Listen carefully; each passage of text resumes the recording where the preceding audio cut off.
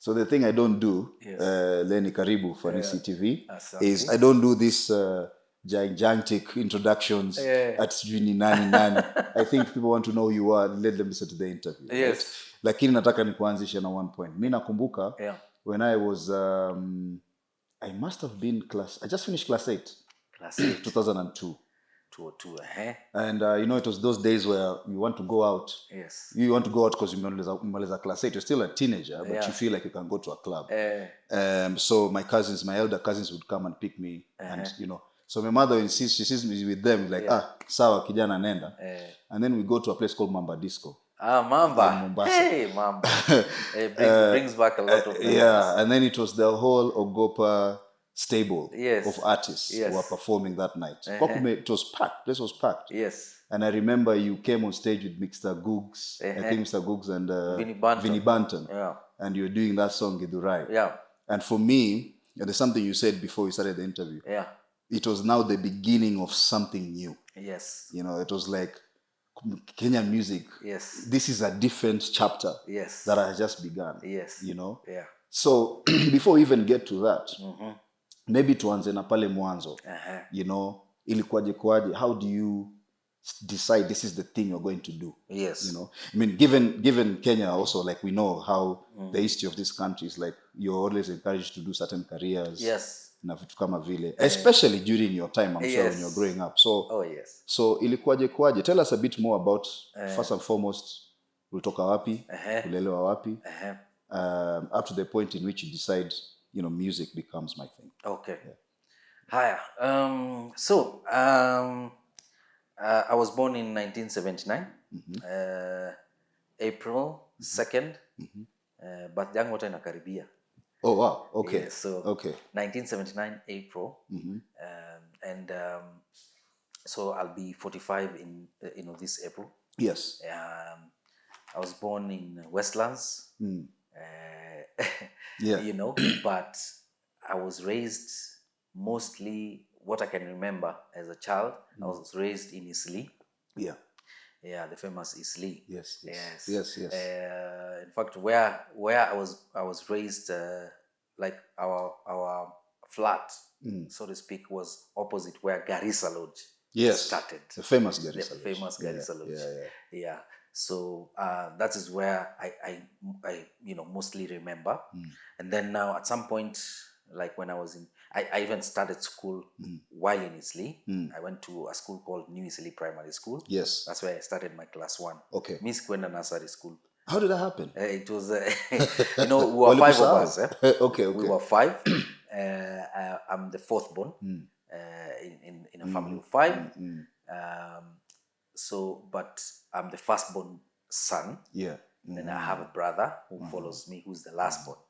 But I have elder sisters. 3 elder sisters. Yeah. But one, you know, passed on 9 years ago. You know, may God, you know, rest her. So this Esther was her name. So there's Victoria, who's the firstborn, Esther, secondborn, Duta, thirdborn. Then there's me, fourthborn, and then there's Christian, the lastborn. Yeah. However, my dad remarried again.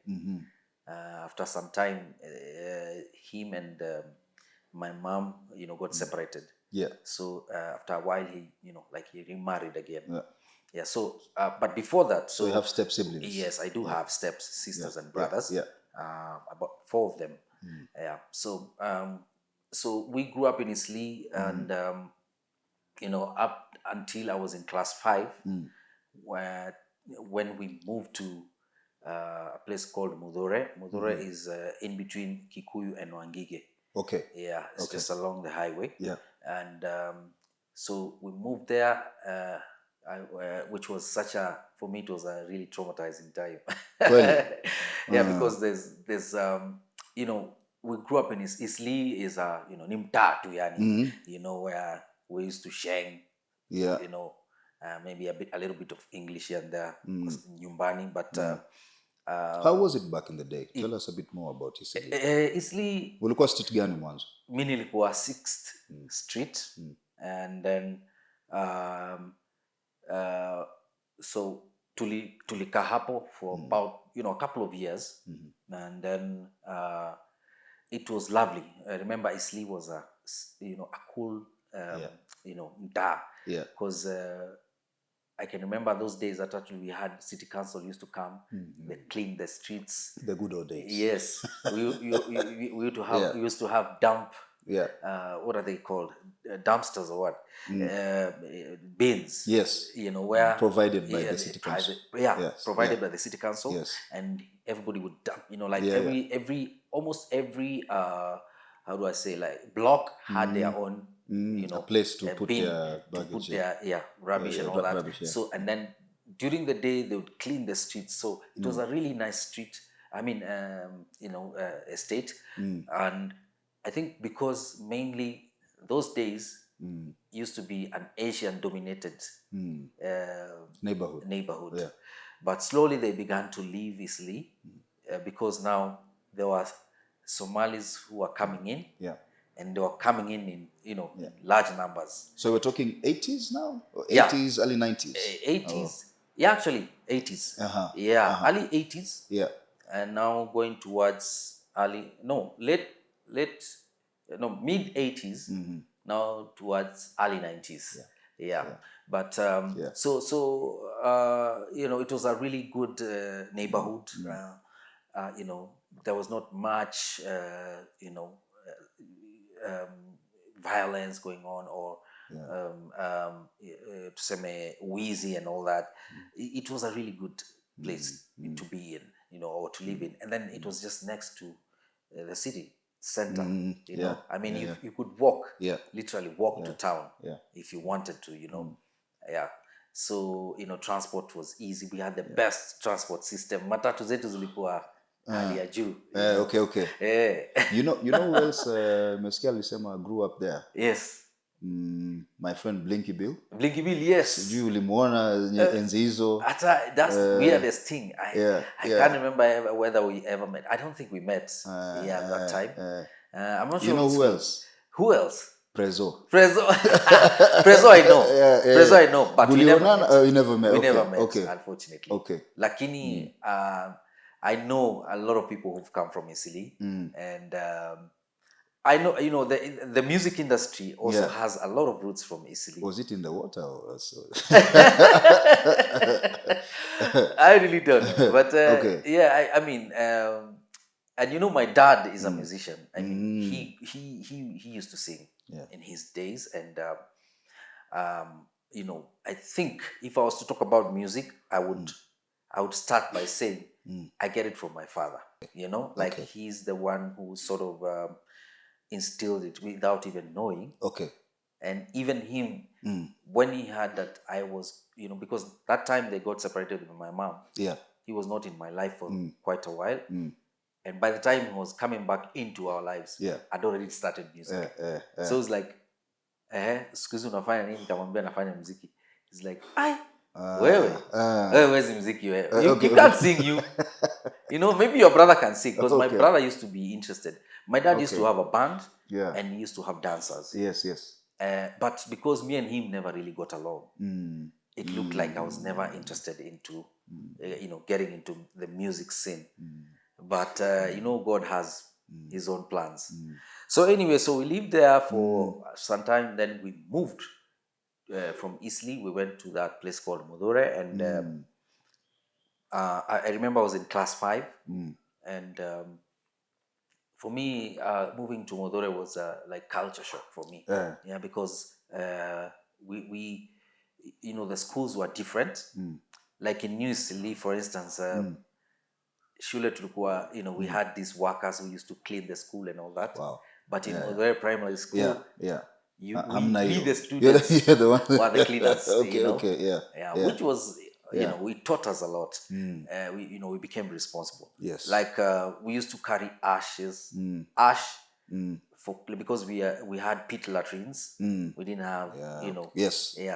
So that was different, so we had to carry ash, we had to carry pangas, jembes. So one would say, kwa sababu umesema ni it was between Wangige and Kikuyu. So that means maybe it was during, I mean, you're talking about 90s now, right? That was around 1990 actually. So maybe it was still a bit more rural. Yes, it was. Than now. Yes, I mean, right now you go there, you can't even believe it is the same place. It has transformed completely. But in the 90s or 80s, I would say it was more, it was more rural than urban. So things were different. So you can imagine you're from a place where you're used to certain things, and now you're all of a sudden you feel as if you've been taken to the reserves, So it was, for us, it was really difficult, And then now, remember, even in school, everyone is speaking in Kikuyu. While we have no clue. We didn't know any Kikuyu, despite my father being a Kikuyu. We are city boys. Yes, we are city boys, exactly. So I'm tired to Nairobi. Then I mean, even the kids would wonder, hey, how are Wagani? Even the teachers, the teachers would teach, but they explain in Kikuyu. So it was very difficult, and we had to catch up. We had to quickly learn the language, even though we did not speak it at home. Even with my father has never spoken to me in Kikuyu. Yes. To date, he doesn't speak in Kikuyu. But you do speak Kikuyu. I do. I can't speak, but I'm not very fluent. Because I mean, obviously, because I never grew up, talking and all that. So, but I've learned the language.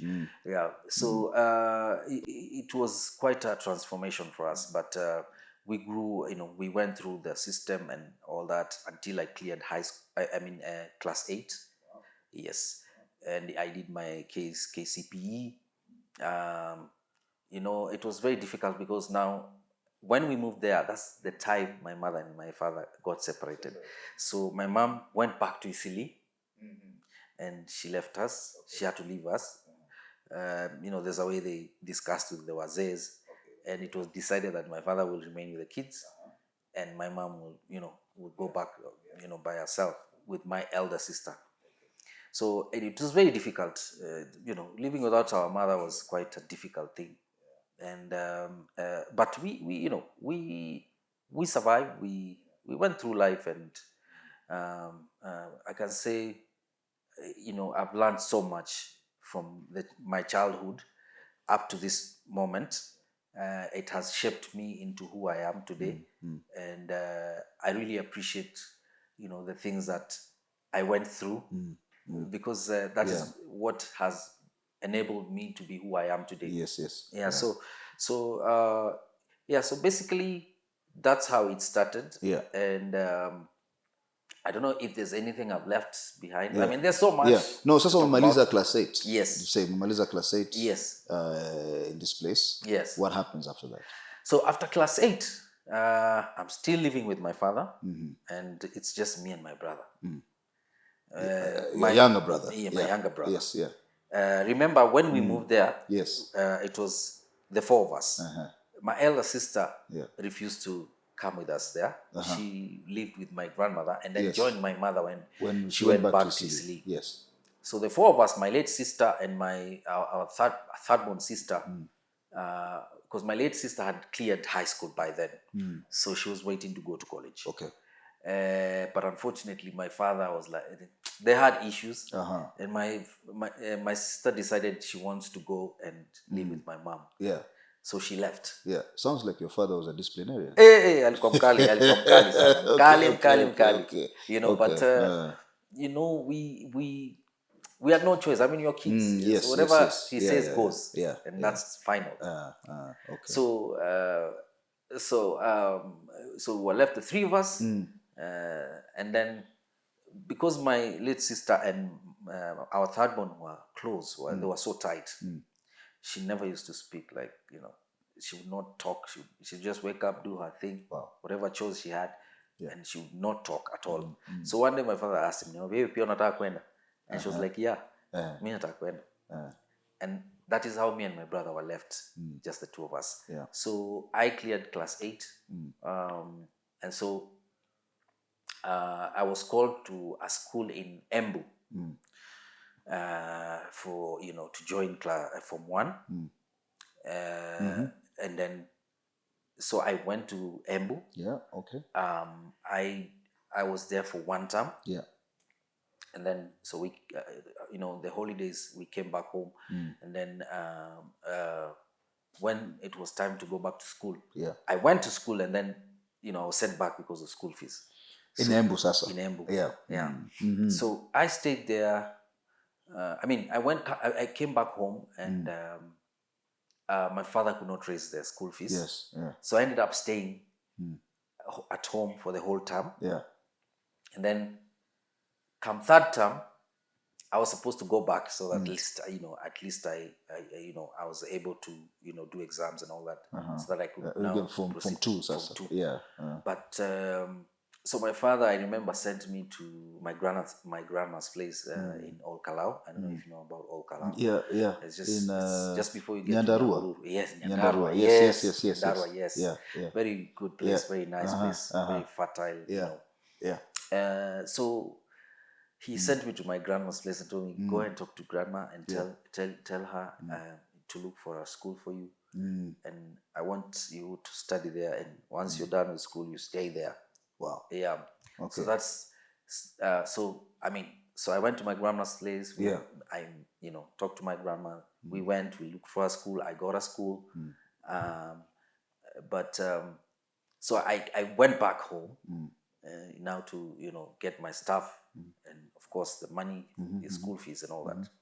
But unfortunately my dad didn't have the money. So I remember it was like on a Sunday, and those days, Sundays, was was one of those days you had look good, you wear your Sunday best. Yes. So I was clean and all. I'd done all my chores and nini.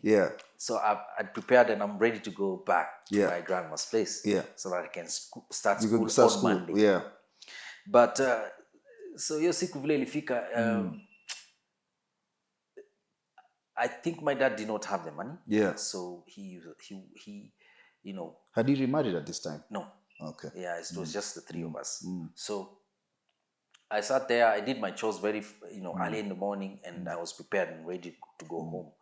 To my grandma's place. But ikafika saa 3, saa 4, because I was supposed to leave very early, because those days transport was an issue. So I woke up early and did my chores and all that. Then ikafika saa 5, saa 6, saa 7, and I knew I was not going anywhere. Okay. So later on, I just got bored, and Don't tell me that's how you don't go back to. Yes. Okay. Yes. Let me tell you. So what happened is that I decided to go to my neighbor's place. I was bored. Like that day was just a bad day. And I just had this bad feeling, in my heart. So I went to the neighbors, and my father was like I said, my father was a really harsh man. So he had even forbidden us to go to the neighbors. You could only stay in your home. Don't do anything. You just stay, and So I decided to go to my neighbors. I sat there. I watched TV, and before you know it, it was around 6 o'clock. Mimi hata nilikuwa nimejisahau, Yes. So he You're said 15 now. 15. Yeah, 15. I was 15. Because I was I just joined Form 1. So my father sends my bro. My brother comes, and he's like, hey, manze wewe kwa shida manze amekasirika. Like he's so mad. Me at that time, I'm like, whatever. I don't care. I'll let him do whatever he's going to do. I was just tired. So he's like, hey, unaitwa. So I went. My father, the house that we were living in was also his clinic. Like he was practicing medicine. I was going to ask, what was his profession? Yes, he was practicing medicine. And he used to say he's a parapsychologist. Okay. a dermatologist. Okay. All sorts of things. Okay. Yeah. But at that particular time, I remember he was like a skin specialist. So he was a dermatologist. See. Okay. Yeah. But he used to also, deal with, mental issues and all that. Psychological issues of people. Yeah. So anyway, he had a clinic inside our house, which made life very difficult. You can imagine your house is still your, it's still his workplace. Yeah. Anyway, upon entering the house, that is where he had his office. Like, enter like this, and that's where his desk is, and that's where he's, used to receive his patients and all that. Yeah. So I sat there, and then I'm like, and so he's like, ulikuwa wapi? And I'm like, mimi nilikuwa kwa neighbor. So he's like, I thought I told you not to do this, not to go to the neighbor's place. I'm like, yes, but mimi nilikuwa, I was bored. So he's like, okay. So he started, kaanza msomo. Hey, today you're supposed to go to school. Nini. Story nyingi sana. Yeah. So it's like, those neighbors are the ones you think they're the ones who are going to, feed you, pay for your school fees, nini. Yeah. Yeah, I'm just there seated. So he's like, hey, today I'm going to beat you up so that next time you don't repeat it. Hey, me vile nisikia ati beat me up. I'm like, no man, this is not gonna happen. I'm 15 years old. At the age of 15? Hakuna. Haiwezi. Yeah. So I told him, no, me utanigusa. It won't fly. That is not gonna work. Yeah. Nilitoka kwa kupigwa. And my dad used to really beat me up. Sounds like it. Yes, and I think that's one of the reasons why I was never close to him. So when he when I said that, he was shocked, and I like, we never used to. If he said something, that is how it was gonna be. Yeah. But this, for the first time, I stood up to him, and I was like, no way. So he was shocked, and he couldn't believe it. So it's like, I told him, I was here, I was ready, and I was ready to go. I prepared myself. I was just waiting for you to give me bus fare. There's no money. And money. But you didn't do that, so I just got tired. Yeah. Hey, so he's like, hey, akanipiga msomo. Wait, it was crazy. So he's like, okay, umemea pembe, you don't want to be beaten, nini. Okay, he's like, sawa. So what you do, you just go to your neighbors, and just go back where you are, tell them to pay for your school fees, feed you, give you, a place to stay and all that. Yeah, and never come back here again. And guess what? That's what I did. Okay. I went to my neighbor's place. You go banished from home. Yes. Okay. Yeah, man. So I went there, and I explained myself to my neighbors, and they knew my father.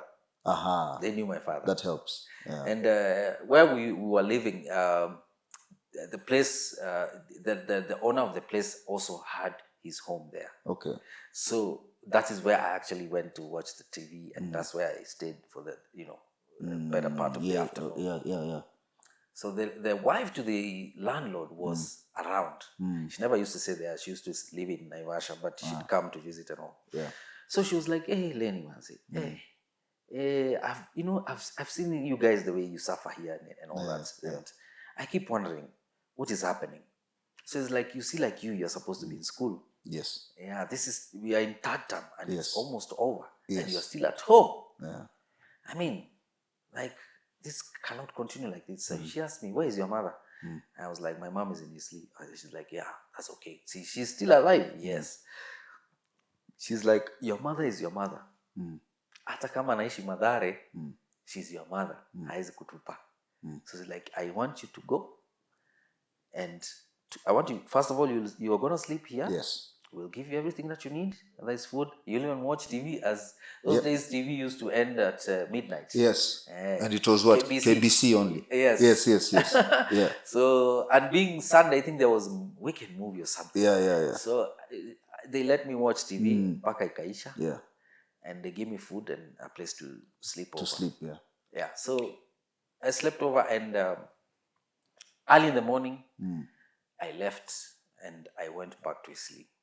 Yeah, and I was lucky enough to, I couldn't even remember where Isili was. I didn't even know how to use a matatu or to go all the way to town. It was weird. But I had a neighbor of mine who found me on the bus stop waiting for a matatu. Yeah. And she asked me where I was going, and I told her, what happened and all that. Yeah. And she was like, okay, I'll take you to town. Luckily, I had contacts to my big sister, and she had already started working. So I had her office contacts. And so we go to town. She called my sister. Ulingia call books. Yeah, those days we got time call books. Yes. Yeah. So she went. Put coins there. Yeah, she made a call, and then we went to. She used to work at Jogo House. Yeah. And that's where. So we went all the way to Jogo House. Yes. We met my sister. Yeah. I told her what happened and all that, and she was like, "Oh no, there's no problem." Yeah. Then, as I was talking to my sister, my mother shows up. Shows up. And she was so excited and all that. Okay. Because she had been prohibited to see us. Oh wow. Yes, when they did this is from when there was this from that discussion. Yeah, can you imagine? I don't understand how that worked. And so she was so excited, and so I left with her, and that's when I went back to Isili. So that time they had moved from where we used to live on 6th Street, yes, to First Street. Kuna street inaitwa Melawa Street, huko St. Teresa's chini, all the way going to almost to Mathare. They had moved there because that's where we used to live. The owner of the place had sold it. That's when now the Somalis. The place is starting to change. Yes, that's when they started now taking over the place. Yeah. And so the lady was given with some good money. She sold the place, and people were had to move. Yeah. So when I got to where they were living, I was shocked because that's the house that I had left on 6th Street. Yeah.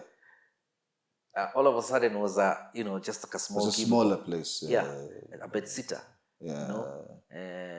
The toilets were outside, the bathrooms outside. You'd share.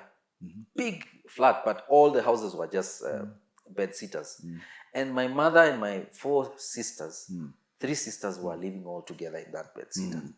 So I was shocked, and I'm like, wow, nimeletea watu shida, like I couldn't understand like what was happening. Yeah. So I was thinking to myself, and I'm stressed, and I'm wondering maybe I should have just gotten. I should have just gone back and been beaten by my father, and life continues, and my sisters were like, no, man, relax, man. It's okay. I mean, this is life. We're going to do life as it is. And, we'll continue. Yeah. And so from there, we stayed.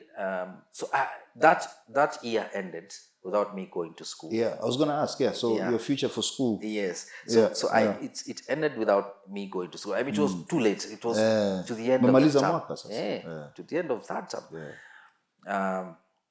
But my sisters look, like they got a school for me, and the following year now. Yes. So they got a school in Ruiru. There was a Ruiru High School, which is no longer there now. Yeah. So I went to boarding school in Ruiru High School. So I had to repeat Form 1. Of course, because I lost a whole year. Yeah. Which was for me was such a it was a really traumatizing time for me. I hated it. Yeah. And then the funniest thing, the guys I schooled with in that school in Embu, it was called St. Philip's High School. Some of the guys came to Ruiru High School. Okay. So we patana there, and these guys are in Form 2, and I'm back in Form 1. Yes. It was, it felt so bad. Your classmates. Yeah. But anyway, I mean that, there's nothing I could have done. Do you still know some of these people now? Yeah. Okay, I still know them, yes. Okay. Yes. In fact, there's a group for that's the alumni. I see. Okay. Yes. Okay. We have both groups, even for Pumwani boys. We have a group. Which is now where you end up going. Exactly. Pumwani. Yeah. So I went to Ruiru High. I did my Form 1. I finished. I cleared Form 1, and I now went to Form 2. Then Form 2 second term, my sister could not handle the school fees, so she's the one who was paying. Yes. Okay. Yeah, both of them actually. They were taking care of the school fees. And remember, my brother, we had to go for my brother. Yes, because he remained with your father. Because he remained with my father. Yeah, He was the only one who was remaining with my father. Yeah. And in fact, my father told us, even this one, come for him. Mkujieni. Okay. Yes. Okay. Come for him. So we had to go for him. Yeah. And I remember when we went for him, we just found him. We went very early. We just found him, already just done his chores. He cleaned the house, Nini. Yeah. He had done all his chores, and my father had a patient. So we got him to, take a shower very fast, and we bought him clothes and all that. And what? As we were about to leave, my father calls us and he's like, "Hey, you guys wait for me." Yeah. So he finished up with his patient, and then he told us to go inside the house. So he started talking to us, and he was not happy at all. And then he was like, "You guys have decided to like join your mother, side with her and all that. Yeah. You guys are ungrateful, you what?" And he's like, from today onwards, mimi nimeosha mkono, you're no longer my children. And even if we meet outside there, please don't say hi to me. Did he actually say that? Yes. Wow. Those were his words. Tukikutana huko nje, don't say hi to me. Tupitane kama hatujuani. Those were his words. And my big sister was like, "Hey, okay, sawa, haina shida. We'll see. God is the one who will, Yeah. So we left. Yeah. And we went to Isili, back to that, that bed sitter. Yeah. And now we are all the 5 of us plus our mother. Yeah. So I remember even, we had to sleep on the floor because, it's a small in this house. case, yeah. Couldn't all fit. Yeah. In fact, they had like a 6x6, which they were all sleeping in. So me and my bro had to sit on the floor. Sleep on the floor. Yeah.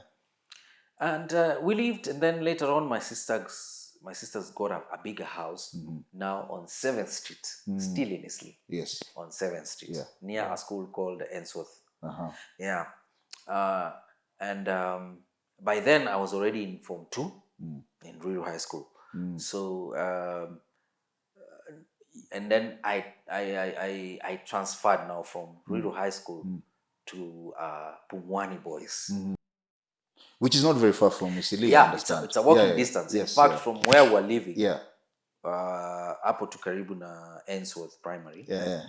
It was walking distance to Pumwani. Yeah. So which was okay. Yeah. What prompted the move from Ruiru to Pumwani? Well, like I said, the school, because that was a boarding school. Yeah, that was a boarding school, and unfortunately, because it was a private school. Yeah. The school fees were too much. And remember, there's now the 3 of us who are still in school. Yeah.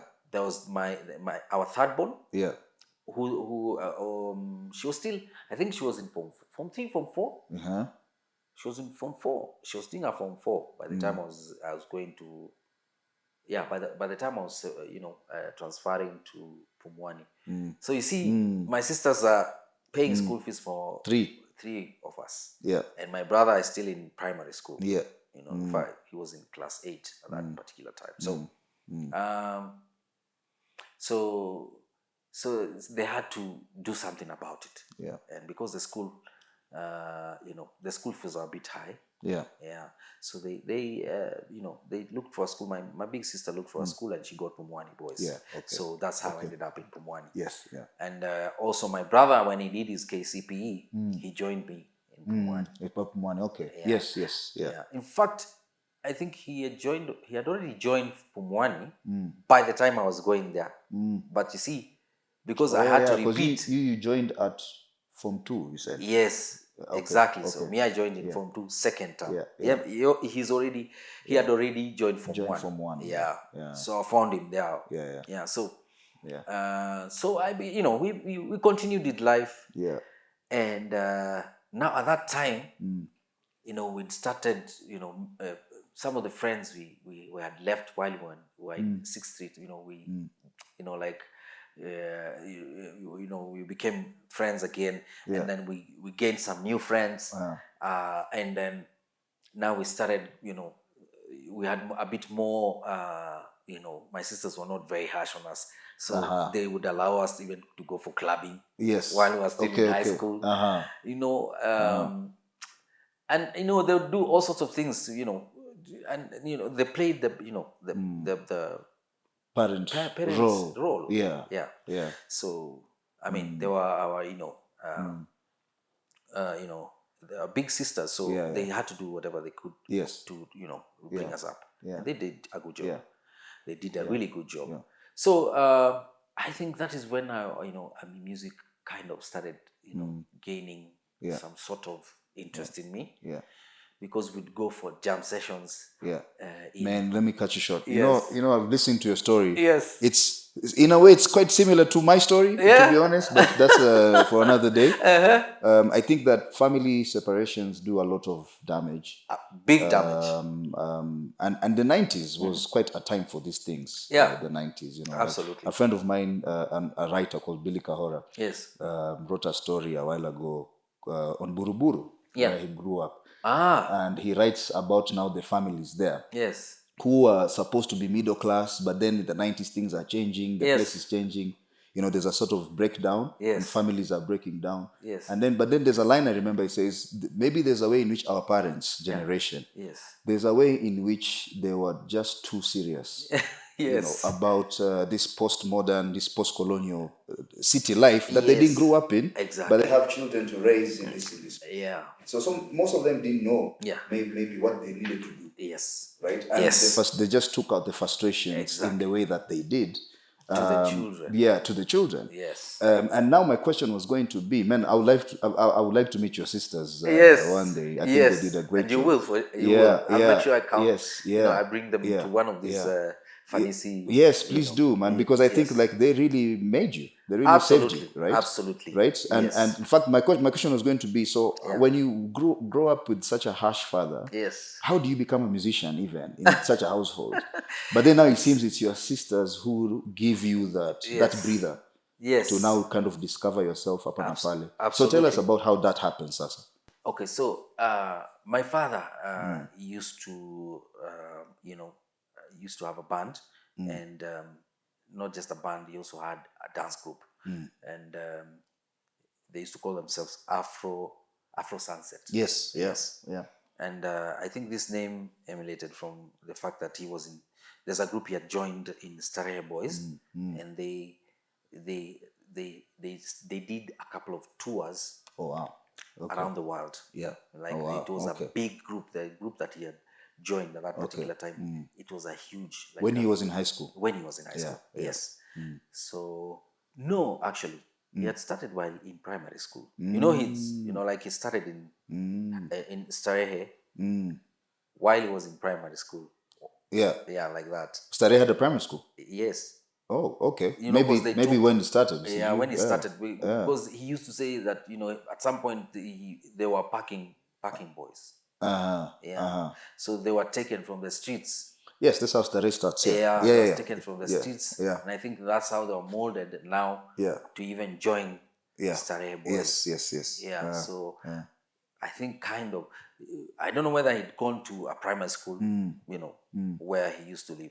Yeah, I can't remember. And Starehe is not very far from Isili also. No, right? It's not. But you see, that's not where he grew up. Okay. My father didn't grow up in Isili. We just happened to when he got a family now. They moved. He grew up in that place called Modore, by the way. I see. Okay. Because that is where now most of his relatives are from my grandma's side. Yes. Okay. Yeah. So anyway, so my father, he would have his people come and do rehearsals in the house, like they practice in the house, do all the rehearsals. If they had a gig, they would do all the rehearsals in the house. So he grew up seeing, singing, performing. Even we saw him doing interviews on telly, like on KBC. Oh wow! Those days, there was this program called Joy Bringers. And my father... I don't remember, but I believe you. Yes. Trust me, if you go to the archives, you go to KBC, you'll find and you'll even find some of the interviews my father did. I see. There, and at that time, he used to do a lot of gospel music. Okay. Yeah. Okay. So obviously, that is where it began because of his influence. Yes. And then my father used to have, he used to have records and tapes for musicians or artists like Bob Marley. He'd listened to a lot of country music. People like the late Kenny Rogers, yes, Don Williams, yes, yeah, Dolly Parton, Judy Butcher. Judy Butcher, yes. We had a Judy Butcher tape. Evelyn Brothers. Yeah, You know, yeah. he had all this kind of collection. Yeah. For music. He loved country music. Yeah. So I believe that is where it came from, even though I was not interested. Yeah, when I was growing up, I was really not interested because we didn't have a good relationship. Yes. So my brother looked like he had the interest. Because my brother. What were you interested in, you yourself, and what were you listening to also? I don't know. That time music would listen to what was there on radio on KBC. Okay. And KBC had a lot of mixture of music. But what I can remember vaguely is they at that particular early 80s, we go towards the 90s, they would play a lot of South African music. People like Chico. It was the time. People like even Brenda Fassie came. She was there, but she came later. Yeah. And then there was guys like what's the name? Yvonne Chaka Chaka. Yes. Yeah. And then there was those guys, who'd play. What was their name?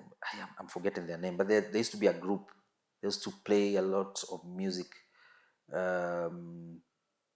I'm forgetting the name, but there was a lot of You could tell even the early groups, the urban contemporary music in Kenya. Yes, you could tell they were influenced by South African music. Absolutely. Unasi, Jabali and such. Also Helen Mtawali. Exactly. Chenga Bura. Yes. Most of their stuff was very much South African influenced. Yeah. And then there was also Congolese music, which was very popular. Of course. That time. Yes. Yeah. Akinas Tabule. Yes.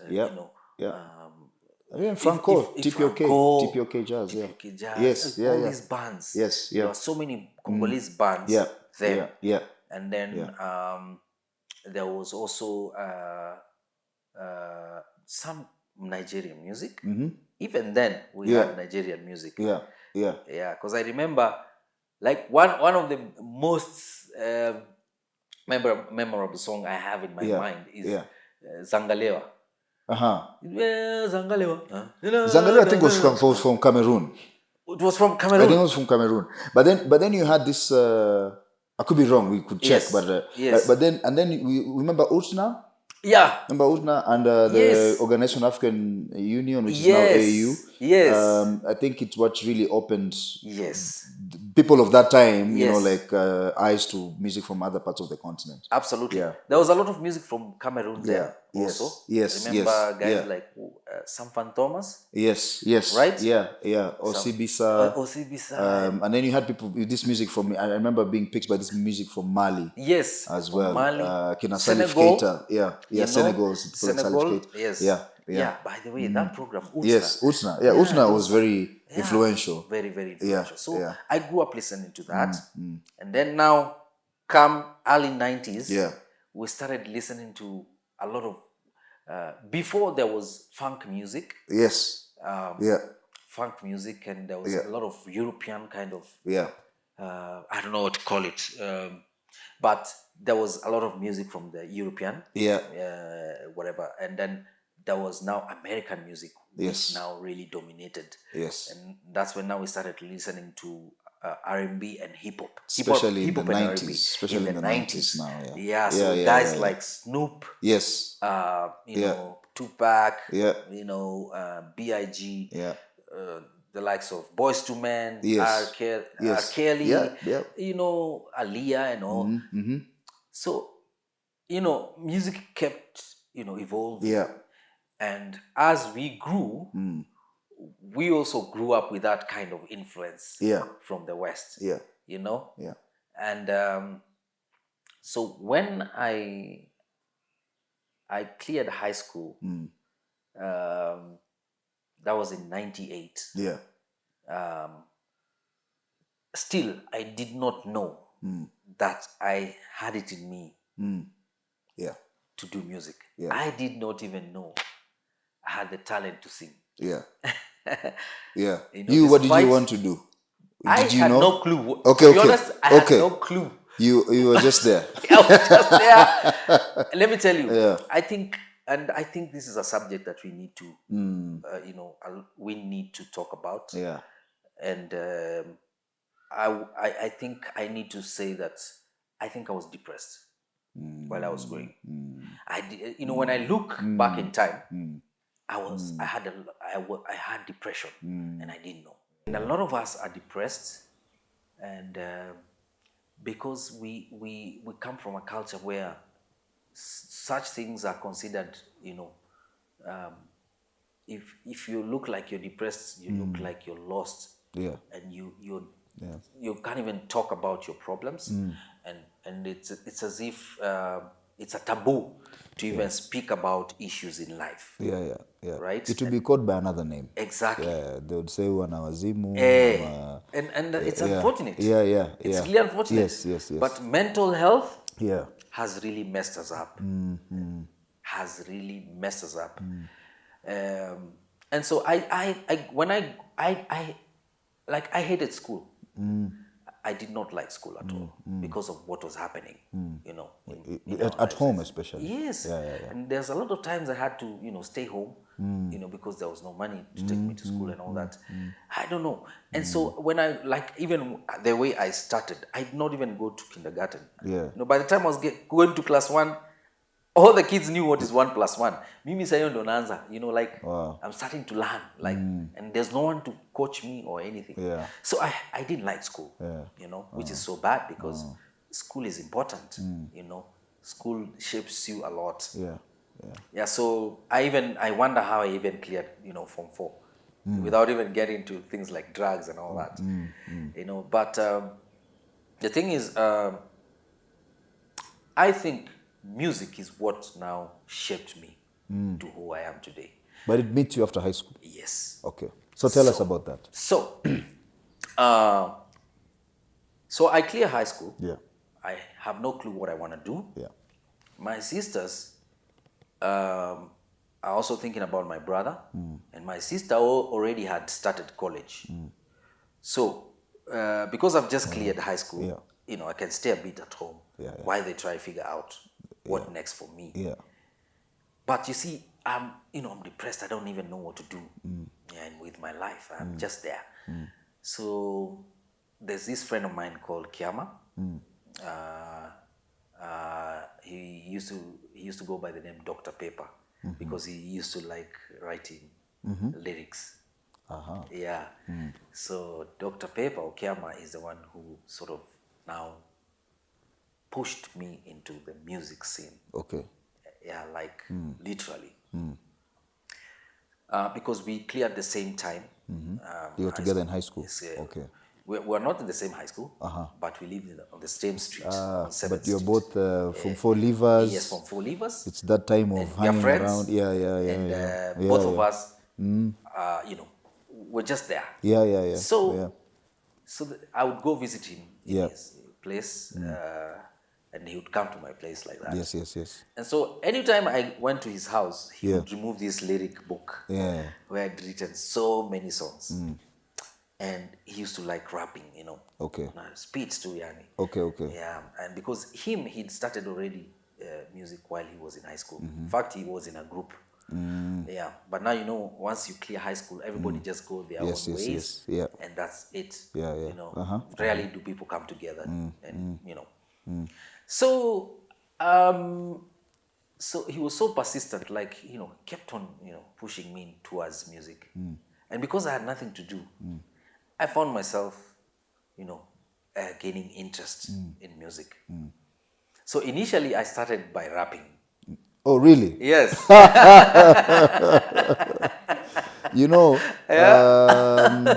What's his name? D'Angelo. Yes. So D'Angelo, yes. most people don't know, started off as a rapper. As a rapper? In the 80s. Wow. This was 3 guys. They were in a rap group. They sucked. Really?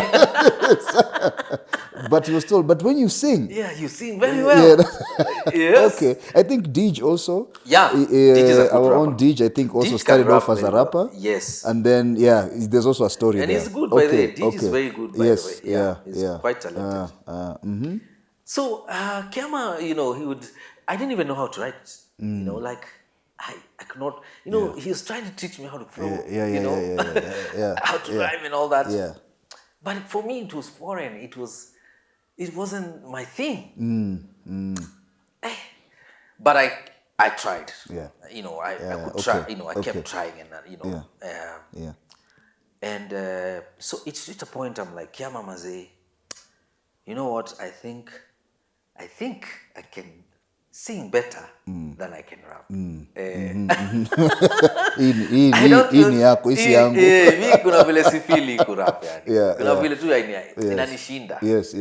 So I told him, you know what? Let's do this. You will be doing the verses. Yeah. And I'll be doing the choruses. But this time, Goja, we are doing this at home. Amko studio. Atuko studio. So, okay. Yeah. Okay. Remember, I said I'd visit him. Yeah. At his house. So hii bado nafanyika tu ile mtaani tu. Kwa nyumba. Yeah. Yes. Okay. In his bedroom. Yes. His bedroom was, nyumba za kitambo, they used to have, like their place, they used to have two balconies. One like this one on this side, and another one on this other side. Okay. So on one balcony, they turned it to a room. Yes. And that was his bedroom. So whenever I'd visit him, we'll go to his hang out in bedroom. It's the teenage boys now. Yes. Okay. Yeah. So he'd remove this rap book, nini, tuna rap nini. Then at some point he had a sister who used to work at KCT, KCITI in Isli. There's a college called KCT. And this sister had a house just next to KCT. So because she was alone, she would let us come into her house because sometimes we really wanted to, like when you're rapping, you want to space. You want space. Your space, and you want to make all the noise that you can. And you see, this is their house. The mother is there. The sisters are there. Yeah. So sometimes inakuwa ngumu. Yeah. So and then the sister had a nice, like a nice radio. Yeah. With those days we didn't have CD players. Yeah. It was a tape player. Yes. So I don't know where Kiama used to get these tapes from, where he had all these different instrumentals. Yes. I'm sure somewhere in River Road, somewhere. I don't know where he used to get from, but he had them. Yeah. So we'd go to that house and we'd put on these instrumentals, and then these raps that he'd written, we'd try and rap, onto these instrumentals. So that's how it's begun. And so at some point I was like, hey, hapana Kiama, mimi hii kurap inanishinda. Let me try. I'll be singing the choruses. Yes. So if this rap goes a certain way, I'd look for a melody for it, and then turn it into like a hook. Yes. And that's how I started. So I'm still very green at it. I don't know how to write music. I don't know how to create. I'm doing whatever he's written is what I'm trying to change. And find a melody around it. Find a melody to it, and then I sing it. Yes. And to our surprise, it started working very well. And I remember that time we used to watch a lot of. There was these boys called Bonj Americans. Bonj Americans. Okay. Yes. Never heard of. Yeah. Oh, never heard of. Okay. You need to look for those guys. Very talented boys. Bonj Americans. They used to rap. There was a guy who used to chant like a reggae chant, raga chant, and then this other one would sing. So that sort of really gave us the direction. Okay. Yeah. This guy would say, these guys were good. Yeah. And I think they were from Jamaica or something. Yeah. So, so we started the journey from there. In Isli. Yeah. And at some point, we'd do this like on a Monday to Monday basis. Like every day we wake up, either we go to his place or to the sister's place. Yes. and would start the day, put the instrumentals, jam to them throughout the day. Mpaka jioni. Yeah. Monday to Monday. Yeah. Sasa we reached a point we were like, sasa I think tumeiva ya kutosha. Now we need to look for a studio. Yeah. Okay. So this is what, 99-ish? Yes. Yeah. 99. Okay. Yeah. Yes, 99. Not so many studios at the time. No, very few. Yeah. Very few. In fact, even the ones that were there, most of them would record choirs. Yeah. They'd record a lot of vernacular artists. Yeah. These Kikuyu artists. Yes. Artists. Yeah. So, and they're expensive. They were expensive. Yeah. And I mean, we were jobless. We didn't have money. Yes. Yeah. And then again, at that time, music was not very well. If you told your parents that you wanted to do music, oh my goodness, they were like, no way, man. Yeah. You're going to lose it. Yeah. Music, if you do music, you're lost. Yes. So it wasn't a good thing. It was not highly regarded. No. Yeah. But we stuck to it. Yeah. And I remember we started asking around, just innocently. And, we asked our friends. And some of them told us, hey, by the way, there's some boys we schooled with. Yeah. And they just live here in Calif. Yeah. And they were saying, wakimaliza shule, yeah, they'll start a studio. So we're like, that's good. So, sisi hao, tukatembea. Who is this now? Clemo? So now, when we go to Calif, yes, we asked around. Not in the neighborhood called Calif. Yes. Because I think people, our friends didn't know where they were, but they knew they lived in Calif. Yes. But what I'm saying is, but people don't know that there's a neighborhood called Calif, California. Yeah, California. In Majengo. Yes. And next to Isili. Yes. Absolutely. Yes. So we walk all the way to California Estate. Yeah. And, we start asking for people around if they know there's a studio. Yeah. And we were lucky enough. Somebody just, told us, yes, there's some boys. And there's some boys who have a studio somewhere. Yeah. Hapo karibu na Deza. Yeah. So we went to Deza. Yeah, Deza ni nini sasa? Deza is a let me call it a playground. Yeah, it's like a full football pitch. But why it's called desert, there's no grass in it. Okay. Oh, it's like desert, you mean? Oh, so desert is like, okay, yes, it is, like just soil, Yes. No, and I think they used to maybe have some sand on it, I don't know. Yeah. But it was just dry. There was nothing. There was no grass. I think they used to shoot. Yes. And to date, it's still the same to date by the I think they used to shoot some videos in that place. Yeah. Yes. So we get to Desert and we ask around again. Somebody tells us, hey, your studio iko pale, unaona ile block pale, and then hapo juu. Yeah. So California has a couple of blocks. Yeah. And so one particular block, that is where we found Scratch Records. And when we went to Scratch Records, we found Robert. And Robert, basically, he was with the brother called Ngash or Nganga. And, we introduced ourselves. Yeah, I'm so-and-so, so-and-so. And we are, aspiring artists. We've been looking for a studio and we want to start recording. So Robert was there and was like, hey, that's good, nini. So where are you from? He's like, si tumetoka tu hapa Isili. That's good, very good. Okay. Sasa. Robert, these are your age mates almost. No, Robert is much older. Yeah, I think he's, he's close to his 50s now, by now. Yes.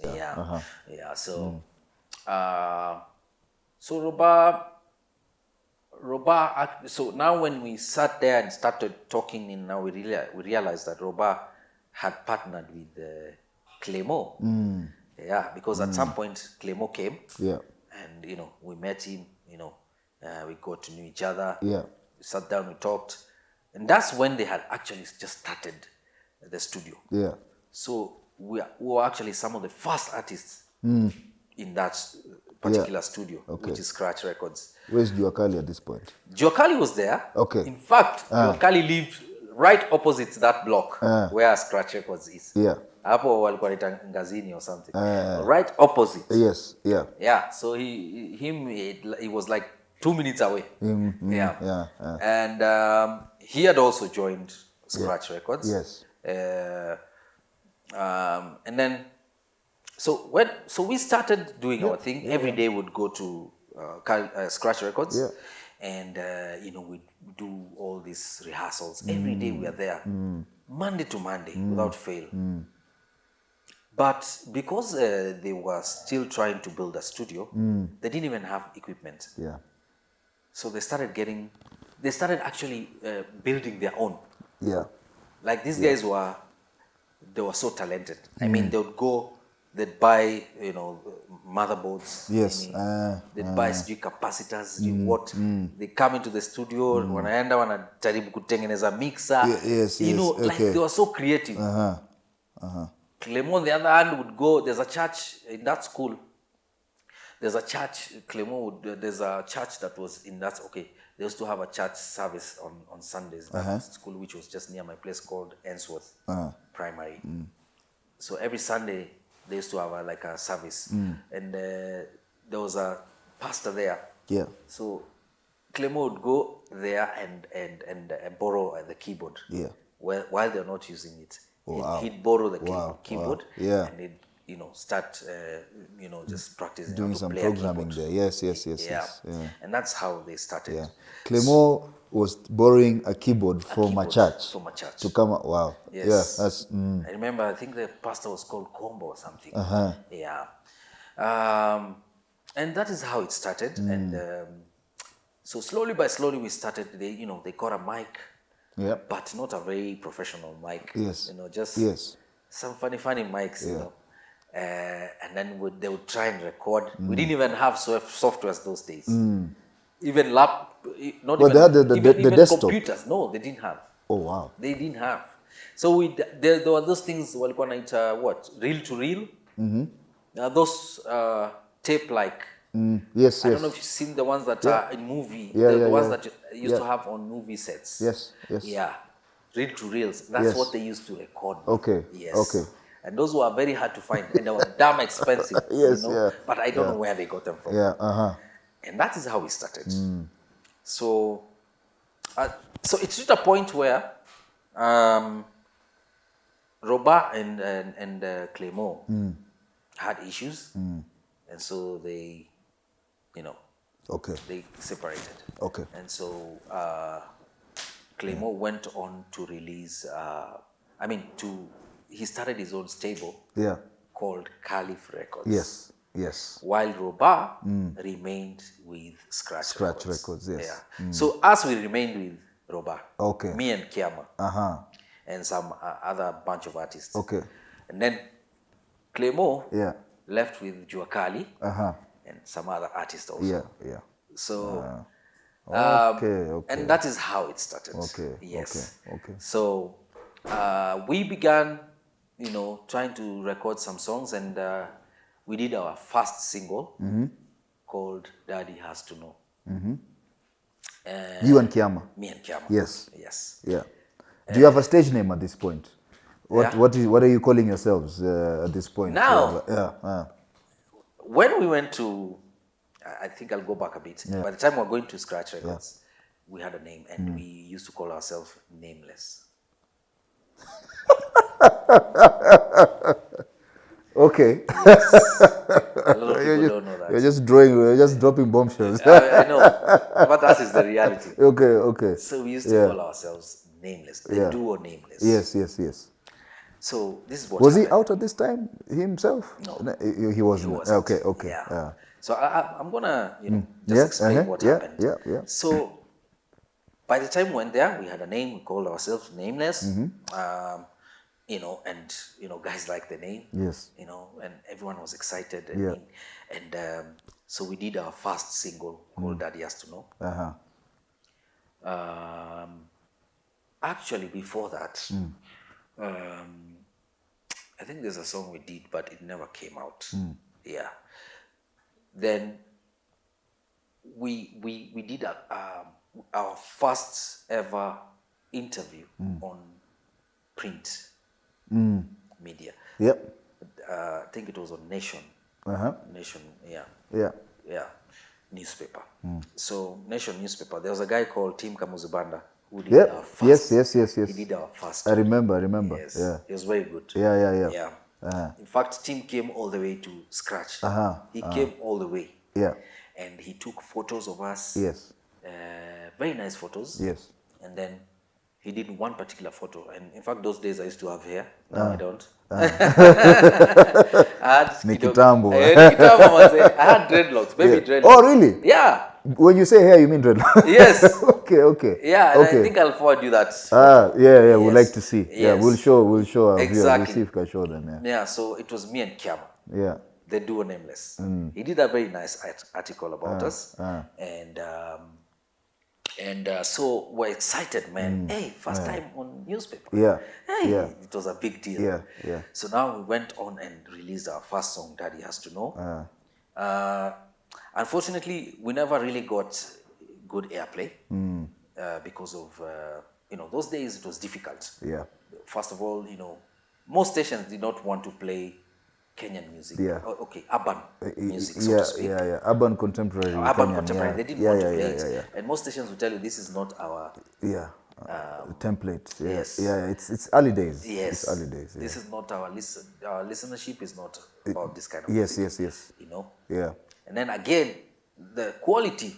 They kept telling us about the quality. Yes. Yeah. So the quality was not good. Yeah. So they would not play the music. Yeah. But there was one guy who played our music. And the first person to play our music was the late Kevin Ombajo, Big Kev. Okay. Yeah. Yes. May his soul rest in peace. Yes. Kevin was very passionate about urban contemporary music. Yes. And one day we just went to Capital FM. We asked to speak to Kevin.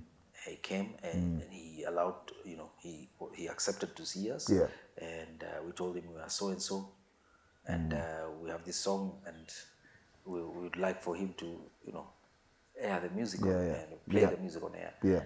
And he was like, okay, no problem. Then at that particular time already they had started. We the CDs had already come into the market. Yeah. But they were quite expensive. Yes. Yeah. So we got a copy for him. Yeah. And we gave it to him, and he went with it. So he had a show called Ethnic Fusion on Sundays on Capital FM, and it used to start from around 10 to midnight. And every young person would want to listen to that show. So that was our first time ever when they played our song. Okay. And let me tell you, how did that feel, man? Oh, Yani, I couldn't believe Yani, I'm hearing my voice on radio. Even though it was late at night. It was such a big deal. Yeah. In fact, we made all our friends Yeah. stay up just so they can listen to that. Did you tell your sisters, your mother? Yeah. Okay. Everybody, they got to listen to our song. Yes, And by the way, my elder sister was not happy about me doing my music. She wasn't thrilled about it. For the usual reasons, Yes, Okay. For the usual reasons. Yes, I mean, she was like, why do you want to do? You try something else. Yes. And I tried. Like I used to, I tried all sorts of things. I used to go to Kikomba, buy stuff, sell. Okay. Biashara. Because I had nothing to do. Yes. And they did not have the money to take me to college. So anyway, so the first time we had ourselves on radio, it was an amazing feel. It was like God had really come through for us, So we were so excited. And now we're so Did you feel like energized. this is now what I'm going to do for the rest of my life? Did you get that feeling? Yes, I did. Okay. For sure I did. Because I never even once thought that that could happen. Yeah. And so I started taking it very seriously. And so right about that time, when we did that first article, maybe, I don't know, about a month or something or so, there was this competition that happened still on Capital FM. Yes. And so they had rappers all over they had people calling in and rapping to a beat. So they'd put a beat and then you rap it onto it, and then whoever was going to win was going to get a deal with Ted Josiah. Yes, okay. A recording, not even a recording deal, but Ted would do a single for them. Yes. So guess what? Who is the main producer at that time of urban contemporary music? Yes. Ted was quality. Ted was already by then we already had people like Kalamashaka. Yes, Tafsiri, he is out. Hardstone. Actually, Hardstone was like the biggest artist at that particular time. Yeah. Then we had Kalamashaka. We had I don't know whether Darling P alikuwa ametoka. Darling P was also early days. Yes, early days. That time. K-South. May have been out at that time. K-South, with Suzanne. With Suzanne Samawati, yes. Yes. Actually, K-South had been. I remember I used to watch K-South doing their thing on during jam sessions in F2. At F2, Bamboo. They had a crew. They had a whole crew. Yeah, it was a big crew. It was a big Kariobangi South. Yeah. Yes. Yeah. And they were good. Yeah. Very good. In fact, we used to really look up to them. So they really influenced us, by the way. Yeah. So guys started calling in. Yes. Yeah. You know, hey, guys would rap. They would spit rhymes and all. Yeah. So one particular guy called in by the name David Madenge. Okay. Yes. He calls in and then he's like, I have a song. And then they put up, a beat for him. Yeah. Hey, Nameless spit. He was rapping too, he right? Was rapping. Yeah. He spit, man. And they really, really liked him. Okay. Yes. So, guess what? He won the competition. He won the competition. And after winning, so they called him into the studio. They told him to go to the studio. Yeah, they told him, can you come to the studio? Yes. That particular time, Jimmy Garth is the one who was hosting. So go. So Nameless or David goes into the studio. Yes. And Jimmy asks him questions here and there. Yeah. And so he asked him, so what's your name? And what's your stage name? Basically your stage name. And David goes like, I don't have a name. And Jimmy was like, oh, so you're nameless? And David is like, yes, I'm nameless. I guess. So he doesn't know what he's saying at that particular time. Yes. I don't think he knew that he was saying he's nameless because we had already come out. People had already known about. So he was just saying, look, like for real, I'm nameless. Like I'm nameless. No name. I don't have a name. Yeah. That's what he meant. And and Jimmy goes on. He talks. Hey guys, this is the guy who won the contest. He is nameless. And the name stuck. And by the time Nameless was leaving that studio, he had a name. Called Nameless. Yeah. So it stuck. Yeah. And I remember now when we met years later. So he was telling me that time he recorded the song with Ted. And I think it was Mega Rider. Yeah. And the song was a big hit. Yes, yeah. So now when we met, fast forward, when we met in Ogopa, he was telling me when now he did that interview, when he went back home, as he was talking to his sisters, one of the sisters told him, by the way, do you know there are guys called Nameless? And I was like, yeah? Really? And I'm like, okay. He didn't, he didn't put much meaning into it. Yeah. So what happened is Kiama went, because Nameless was at the main campus here in Nairobi. Yes, yeah. Kiama went to the main campus. It's ADD, it's called ADD. He looked for Nameless. And he was like, and he found him. And he told him, you know what, man, me and my bro are the real Nameless. So, and I think we have to talk about this, We need to have a convo. Yes. Have you ever heard about us? We even did a feature on, Nation. And Nameless are like, I now I know. I didn't know. Yeah. But now I know. Yeah. So Nameless doesn't cause a fuss. It seems about the name. Yeah. Lakini Kiama anasema we need to share this name. You know, we can't just let our name go like that. And we worked hard for it. Yes. In fact, we just released a new song. Yeah. And we just did our first you know, interview on paper. You're already recording artists at this point with this name, Yes. And it seems like we are, you know, we are doing well. So it's like, sasa, sisi tutakuwa Nameless 1, wewe ukuwe Nameless 2. Or Nameless A, Nameless B. Yeah. Hey, so Nameless, now David is like, hey, Monsky is like, apana. Now it cannot work.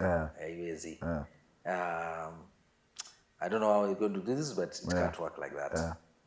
You see now, already, you know, people know I'm Nameless. So now if you start, you know, having CG2 Nameless, it will bring a lot of confusion and all. Yes. So we can't do it like that. So I think by the time Kiama was leaving, you know, that place, he was so disappointed. I don't know where I was because I didn't go with him. But when he came and told me that story, I was like, wow, okay. And we were so distraught because now the name is gone. This is branding 101. Yes. So and then at the same time, Roba and Clemo wamekosana. So things all of a sudden things are not working out. And yet our star seemed so bright, you know. So we were so distraught, you know. But what happened is that we decided, okay, we have to think about it, and we sat down with now Roba and the rest of the team, and we decided we are going to change our name. Because Nameless now is a big name, and it has taken off. So we can't. That is a fight we could not win. So we changed our name to Tumaini. Okay. Tumaini meaning hope. Yes. You know, because I've never heard of this. Okay. Tumaini.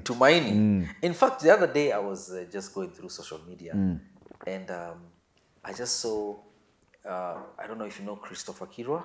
Yes, Chris Kirwa, yes. Chris Kirwa posted something, and to my surprise, he was introducing us on stage as Tumaini, me and Kiama.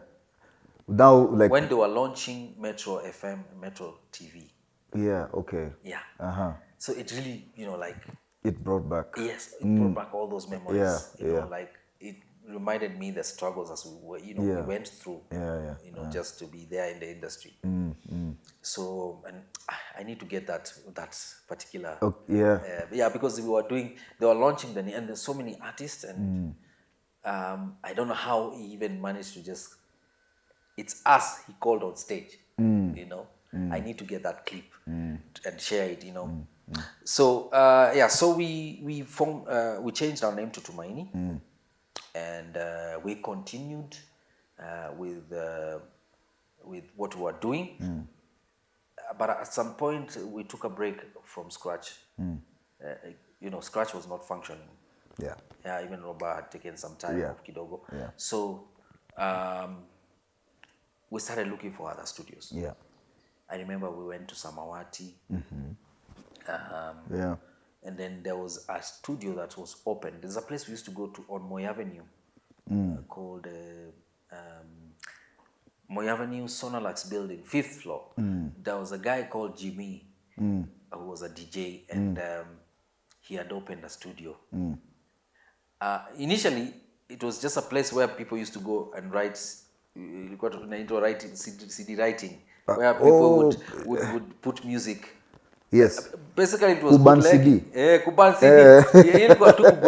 Basically. Yes. So a lot of guys would come there. All sorts of people, from artists to DJs. Yes. These places used to pull a lot of artists. A lot. Yes. So I think Jimmy saw an opportunity and he opened a studio. And again, we were some of the first artists he recorded. We did a song with him called MCs. And in fact, that song is the one now Nani, what's his name? Kirwa introduced us on stage. Okay. When he, as Tumaini. Yes, yes. as Tumaini. Yeah. So again, the song was only played on Capital FM at Kev's. So you're getting radio play, you know. Yeah. They got us to that song. Let's go MCs. MCs bona mwatoroka, MCs bona mwaogopa, MCs bona mwatoroka, bona mwaogopa, sisi sikara, ona mala sifara, o hatuna madhara, oh. That was the chorus to the song. Some braggadocio over there. Man. But we had some very dope instrumental. I can't remember from which group. Do you have this music still with you? Like this early music you did? Yes, I do. But because somewhere in my archives, I have to look for it. Okay. And I hope I look for it and then I share it. Yeah. Please do. Please do. This is gold now. Trust me, it is. Yes. So so we went on to do that song at EWD. And then at some point, me and Kiama... Oh, the studio is called EWD? Yeah, the studio is called EWD, meaning Entertainment with a Difference. So then at some point, me and Kiama now drifted apart. We went our separate ways. Any disagreement or just mutual agreement? Yeah, we had so many issues. Like things were not moving.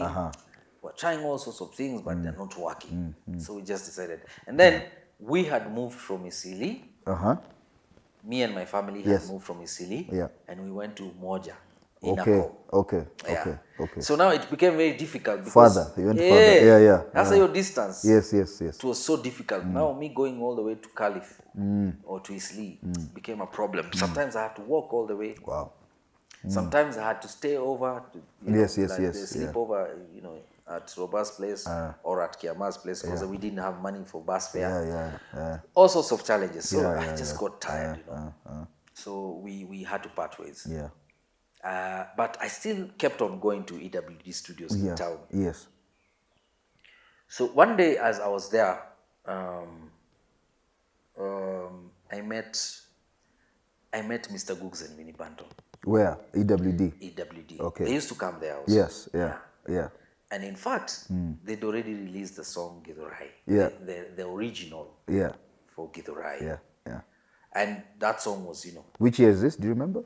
That was 2003. No. It can't be. Original? It can't be. It was 2003. I think it was earlier. No, it was 2 or 3. When did the song come out? You now being on that song. When was that? 2003. Really? Yes. Okay, we'll check. Okay, I remember it being earlier. I think I was. Was it in the Ogopa, and we'll talk about that. Yeah. But was it in the Ogopa classics? Yes, it was in the first Ogopa 1. The Ogopa 1 came out 2001. Yes. No, it came out 2001. 2003. Quali? Yes. Okay, we'll check. Because someone is checking. Okay. That's how I remember it. Okay. Yeah, because I remember the song.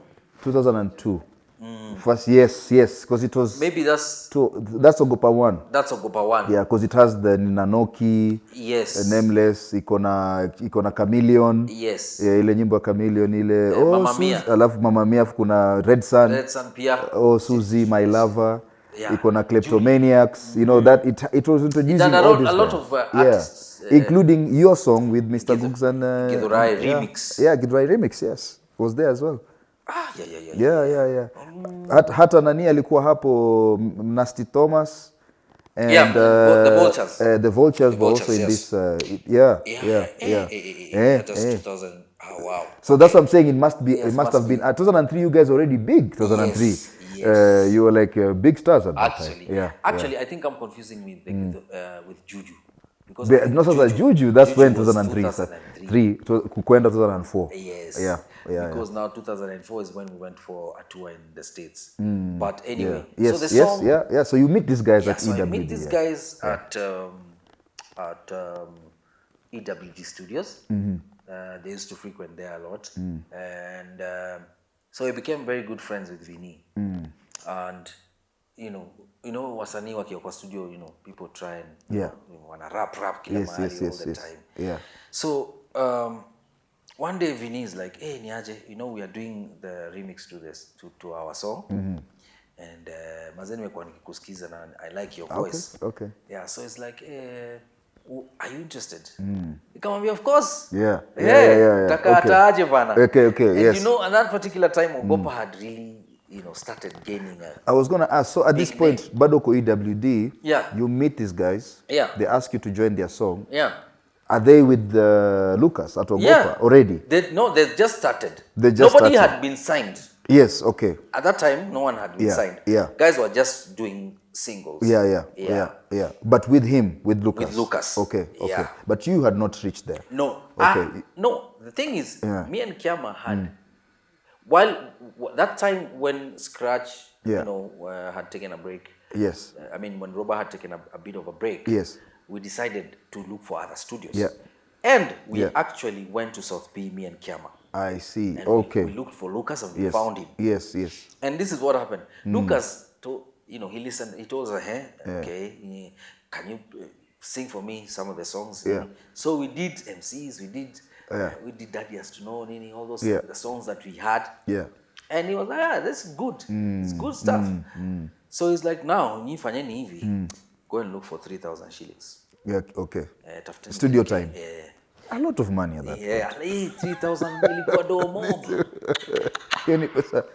You can finish your career. And we're not working. Hata ukienda home you tell ati, can you please help me with 3,000 shillings? I go and record. Wanashindo, what's wrong with you? Yeah. Hiyo ilikuwa school fees ya mtu. True. Mshahara kuna mtu alikuwa anapata 3,000 shillings. Bana. Yes. Yeah, so it was a big deal. But because Lucas didn't have a studio, he used to record guys at a studio called His Media, Vumira House, up in South Beach Shopping Center. Okay. So he used to do vocals there. Or used to hire me. Yes, he hired a place. Yeah. And in fact, ilikuwa 1 hour, unalipa hiyo 1,500. I see. Yeah. For 1 hour. Yes. Ukichelewa, ongeza another 1,500. That's why he would charge that 3K. Yeah. So in fact, he was not charging us anything. Yeah. And that was just for studio time. Yeah. So he told us to look for 3,000 shillings. Manze tukaenda, we hustled for that 3,000. We didn't even get a cent. Okay. Yeah. Wow. So we decided, we can't work with Lucas. It's too expensive. Yes. So I remember, even when we did MCs, by the time I was going at EWD, because of the quality issue, that song could not be played elsewhere, only at Capital Ethnic Fusion. Yeah, because already Big Kev has decided he is going to play. Exactly. Big Kev was really big on Kenyan music, urban, urban contemporary. Yeah. So by the time I was going back to, I was seeing Lucas again. It was like, Lenny, one of you guys, I told you, just go and look for this money. Yes. I record you. Sasa nimetoa song, quality mbaya, track mbaya. I wish you came to me hata mniongeleshe tu poa. Yes, okay. Yeah, because he'd really... Because he had seen the talent. He had seen the talent. He was like, you guys, man, I wish you came to me. Yeah. But we didn't have the money and, we were so discouraged. Yeah. Anyway, fast forward. So... Did you try Ted? No, I hadn't tried Ted Josiah. So I went to, before that actually, I had teamed up with some boys. There were guys who were called Zinduka. These guys used to rap in Kikuyu. And I remember we went to Samawati. They used to live in Dandora. Yeah, so they were part of hizo makina uko fulani. Okay. Yeah, although they were not really in Mau. Uko fulani Mau, but they were, they were from Dandora. Yeah, including Maji. There were so many artists from Dandora. Yes, by then. Yeah. And all of them knew each other. Yeah. So I'd go to them, we'd try this thing. Yeah. Then one day they just said, hey, we've gotten a hold of Ambi. Ambrose. Yes. Ambrose and Shaki. Yes, legendary Akwabi brothers. Yes. Very talented. Yeah. Brothers. Yeah. Very talented. Yeah. And in fact, Shaki used to come to Scratch Studios. Shaki was a friend to Roba. They were very good friends. And at that time, they had a group called Jawabu. Yes, Jawabu. I know Jawabu. I used to have the tape. Yeah. Usinifungie mlango. Let me tell you, we used to listen to this guy. It's a while ago, man. Yeah. That's like maybe 99, 2000. Yeah. Jawabu, absolutely. Yeah. So we used to look up to these guys. So these guys told me, Zinduka guys told me that they've managed to reach them, and nowadays they work for Samawati. Yes. So we went to Samawati. Yeah. And we met Ambrose. Yeah. And I'd already met Shaki. So I was so happy to see him again. Because I loved the way Shaki used to sing. And he was just so talented. Yeah. And so we sat down. There's a song they had written, and they wanted me to feature into their song. So we recorded a song called Nowhere To. Nowhere To means it's just you in Kikuyu. Okay. Yeah. Yes. Okay. So it was a Kikuyu song. Very nice song. Nowhere to wakwa wagoroine. Nowhere to duraga jedaga. Very nice song. So Shaki did the track. And then same thing. Quality, you take the song to the stations, they're like, oh. Even at Samawati? Yeah. Wow, okay. Yeah, but the main reason was not quality. Later on is when we found out, we realized they just didn't want to play Kenyan music or Kenyan urban, contemporary music. Yeah. Then there was a friend of mine called King George's. King George's, we lived in the same street. Back in Umoja, Inako. So King George's was in Tena and I was in Inako. Okay. It's just a road. That separates. That separates. It's called Moi Drive, which separated where we lived. So we were very good friends with King George's. And King George's, was also very good. He used to do raga kind of thingy. Okay. Yeah. So even him is like, hey, Nyaje, since you've met Kina Ambi and Shakes, we just go and see them and see what they can do for us. Yeah. So one day we went to Samawati again. Yeah. And this time around we decided to work with Ambrose. Yeah. And we did a song called Tumefika. Sisi kweli tumefika, tumekuja kuwashika, sasa tumevuka mpaka, na kweli mtataka. Kitu kama hiyo. Was this song released?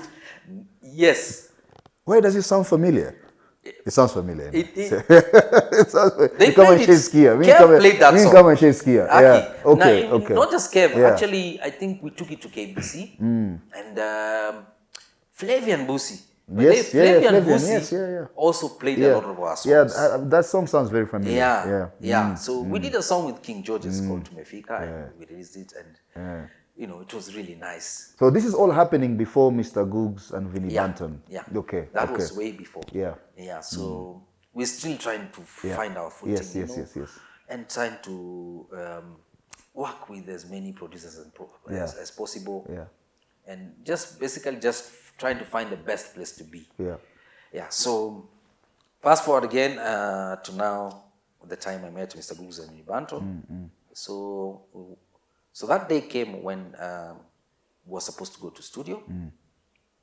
I met up with Kina Googs and Vinnie Banton in town. Yeah. And then we went to now South B. Yeah. Where Lucas, was living. Yes. But Lucas told... Is it true he was recording from his like SQ? Yes. In his parents' house? Yes. Okay. That's where he was living. That's where the studio is. And today the studio is still there. Okay. Okay. Should be like a museum or something, that place. A very small place. Very small. But the kind of hits that came from that there... have come from there, it wasn't that bedroom. Yes. The NMK should... They should nini that thing. Absolutely. Yes. Because he did magic. A lot of magic in that song. Yeah. So I remember what happened. Lucas had some work he was doing, so he could not come record us. So he sent a guy called Mike. Mike used to work for... They used to work with... what were they called? They used to shoot videos with the... They call themselves Sakata Media. Yeah, they used to do... they used to shoot videos with the SK Blue. SK Blue, yes. Yeah, I'm sure you're familiar with SK Blue. Yeah, so they are teamed up together and they used to work. But now this was before. Before they even teamed up. Okay. So Mike used to work for Lucas. Okay. Yeah. So he sent Mike to, record us while he was doing his work, so that at some point he would join us. Yes. So we went in to Hills Media. We, that's, for me, that was the first time I entered the studio and I felt like, wow, this is it. Like, this is the place to be. They had state-of-the-art equipment, microphones, headphones. I remember when I was given headphones to start doing my verse. Yes. And the way you just breathing. The mic was so sensitive. I'm like, what? There was just this excitement, And right about when I was just about to start, Lucas walks in the studio. And what he said, he was like, before tuendele, I want to hear what Lenny has written. Okay. Hey, sasa me, I'm like, wow, now what? And Lucas was so serious, Yeah. Ile kichwa ya Ogopa ile. Hiyo ina represent. Ogopa kweli. Ogopa logo. That's him kabisa. He was so serious. Hey, sasa I knew hapa kimeumana. Anyway, so he's like, okay, let's start. We are going to start all over. Because this song had already been done. Nini remix, sindio? Remix. So, ashaskia maybe the original. Yeah. He wants to hear now. What are you bringing? What's different? Yes. What's this that Mr.Lenny is going to do different, And Lucas had an ear for music. Remember, Lucas is also a DJ, so he knows. Yes, Not just a sound engineer or a producer. Yeah. He's also a DJ. Yeah. So he has an ear for music. Yeah. So he's like, haya Lenny, ingia ndani sasa. Yeah. Then he puts on. We were still using the original Igedorai's track to record the song. He hadn't come up with the remix. Yeah. So he puts on track in a gonga. So I'm like, come together, we can do this together. Take your time, you're staying here forever. Ona Mr. Lenny. He's like, sawa. Oa, iko sawa kabisa. Yeah. Do you know the relief that was in my heart at that particular moment? Yeah. Yeah. I was so happy. Remember, this is the first time I'm writing, professionally, and I'm doing things and recording professionally. Recording. Yeah. So it was a very special moment for me. Yeah. So now, nikaanza. I did my verse. 4 bars peke. Just 4 bars. Yeah. Come together, we can do this together. Yeah. Take your time, we're staying here forever. Honor Mr. Lenny, Mr. Googs. In fact, it was just honor Mr. Lenny, then Mr. Googs and Winnie Banton had to. Yes, they came and did. Exactly. Yeah. So we went on to record the song. All of us, we put in our verses. Yeah. Then Lucas did a small mix of that song while we were still there. Yeah. And then he told us, haya, skizeni. Then he walked out. Okay. Hey, boss. Wow. Remember, I've done when we Should we say, let me see your hands up, baby, in a remix hour? And then I put, when we all these mics too, na na na na na na na na na na, and then he put them together. Yeah, he did the mix. He played them. Whoa, you guy. Let me tell you. By the time we were coming out of that studio, we knew this song was gonna be a hit. We knew. Yeah, we knew. Even without the beat, the new beat. Yes. And we didn't even know how the new beat was going to sound. Yes, yeah. But we already knew that was going to be a hit. Lucas went on, he took the vocals, akaenda kwa bedroom yake kama kawaida. Yes. He did his magic. Yeah. And then he called us. Another day he called us to studio now. Hey, boss. Yani, now when you are listening to the song with the new track. Yeah. And then the way he mixed it and blended the voices, the harmonies. It sounded out of this world. Man, our instinct was right. Yeah. And for sure, when we took this song to radio, it was on rotation, like all stations. Yeah. Every stations. Yeah. Every station they played this song for, almost like 10 times. I'm telling me, I was in Mombasa, I was a kid, and this song was all over the place. Metro FM, Tolikuwa imefika Mombasa, I think 97. But this is like 2001, 2002. When now it's like, this is the new thing. This is like the new... In fact, for me, that song was the introduction to Sasa Tuseme, like urban contemporary music of Kenya post-2000. Yes. For me, I remember it was like my elder cousins who had that tape, that Ogopa tape. Yes. And then I was skiza, because as you say, tulikuwa tunasikiza to American music. Yeah. But then that one was played, I was like, okay, this is different. Yes. Githurai wapi. Yes. It's like, what are these people talking about? Exactly. And then the quality is amazing. It is yani crisp, yani, and beat in a gonga. Yeah. So now at this point, Githurai hiyo ndio hiyo imetoka. Yes. Who is now managing the distribution? Is it already in the tape? Ama nyinyi mmepoa tu nyimbo yenu, shika CD, and then? Yeah, at that time bado hata Ogopa hajafikiria mambo ya Ogopa 1, Ogopa 2. Okay. Yeah, they were still very, in the early stages. Okay. And now is when they're trying to create a stable. Yes. Create a label. Yes. Yeah. So, I mean, already there was Chameleon. Yeah. Baby Cool was there. Yes. Red Sun. Yeah. Nameless. Yeah. Amani. Wahoo. Yeah. Klepto. There's Issa. In fact, Issa. Yeah. Because Issa is the first guy they did for the album. The first album. Yes. It was Issa. Yeah. What was his name? What's the name of that album? Nimefika. Yeah. Yes. Yeah. In fact, I remember when I went to see Lucas. Now, I think the second time, he played for me what he had recorded for Issa. Yeah. Wow. Hey, I'm like, wow, this is Mos. Hey. This is what. Hata Mos haikuwa imetoka. Haikuwa imerekodiwa. Mos ilitoka na, I think, with the album. But he had recorded things like Nimefika. Yeah. Then there was Leo ni Leo. Yeah.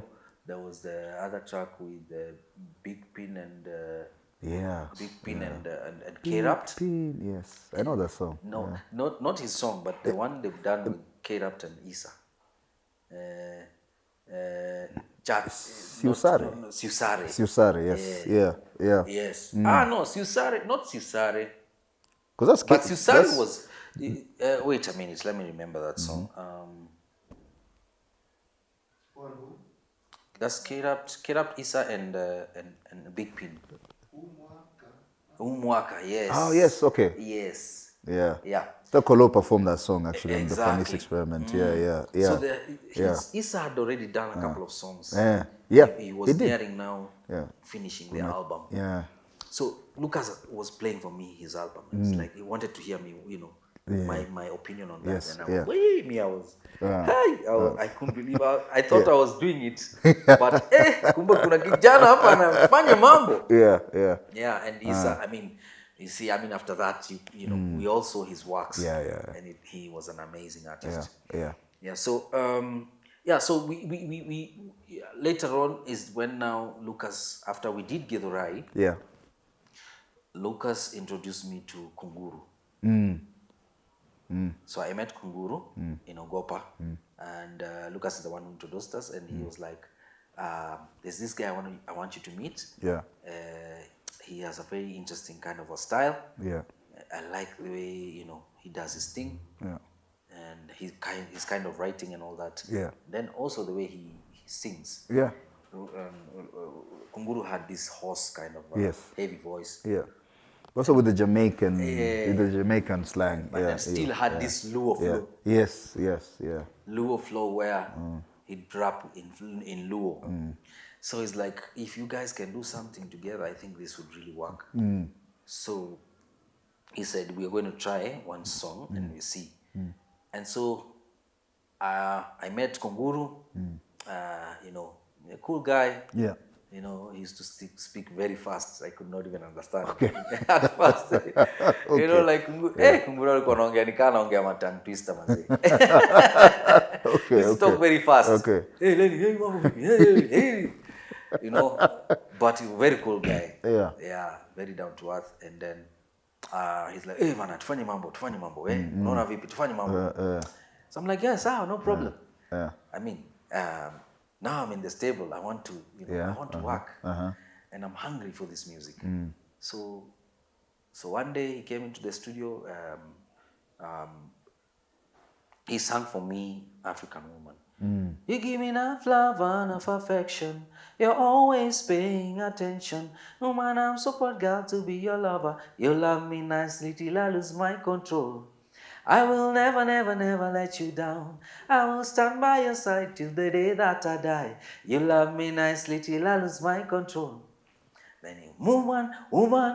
You know, so he sang for me that, and then so Lucas was like, yeah, I want you to sing it. And, you know, same way, but now, you know, using your voice and all that.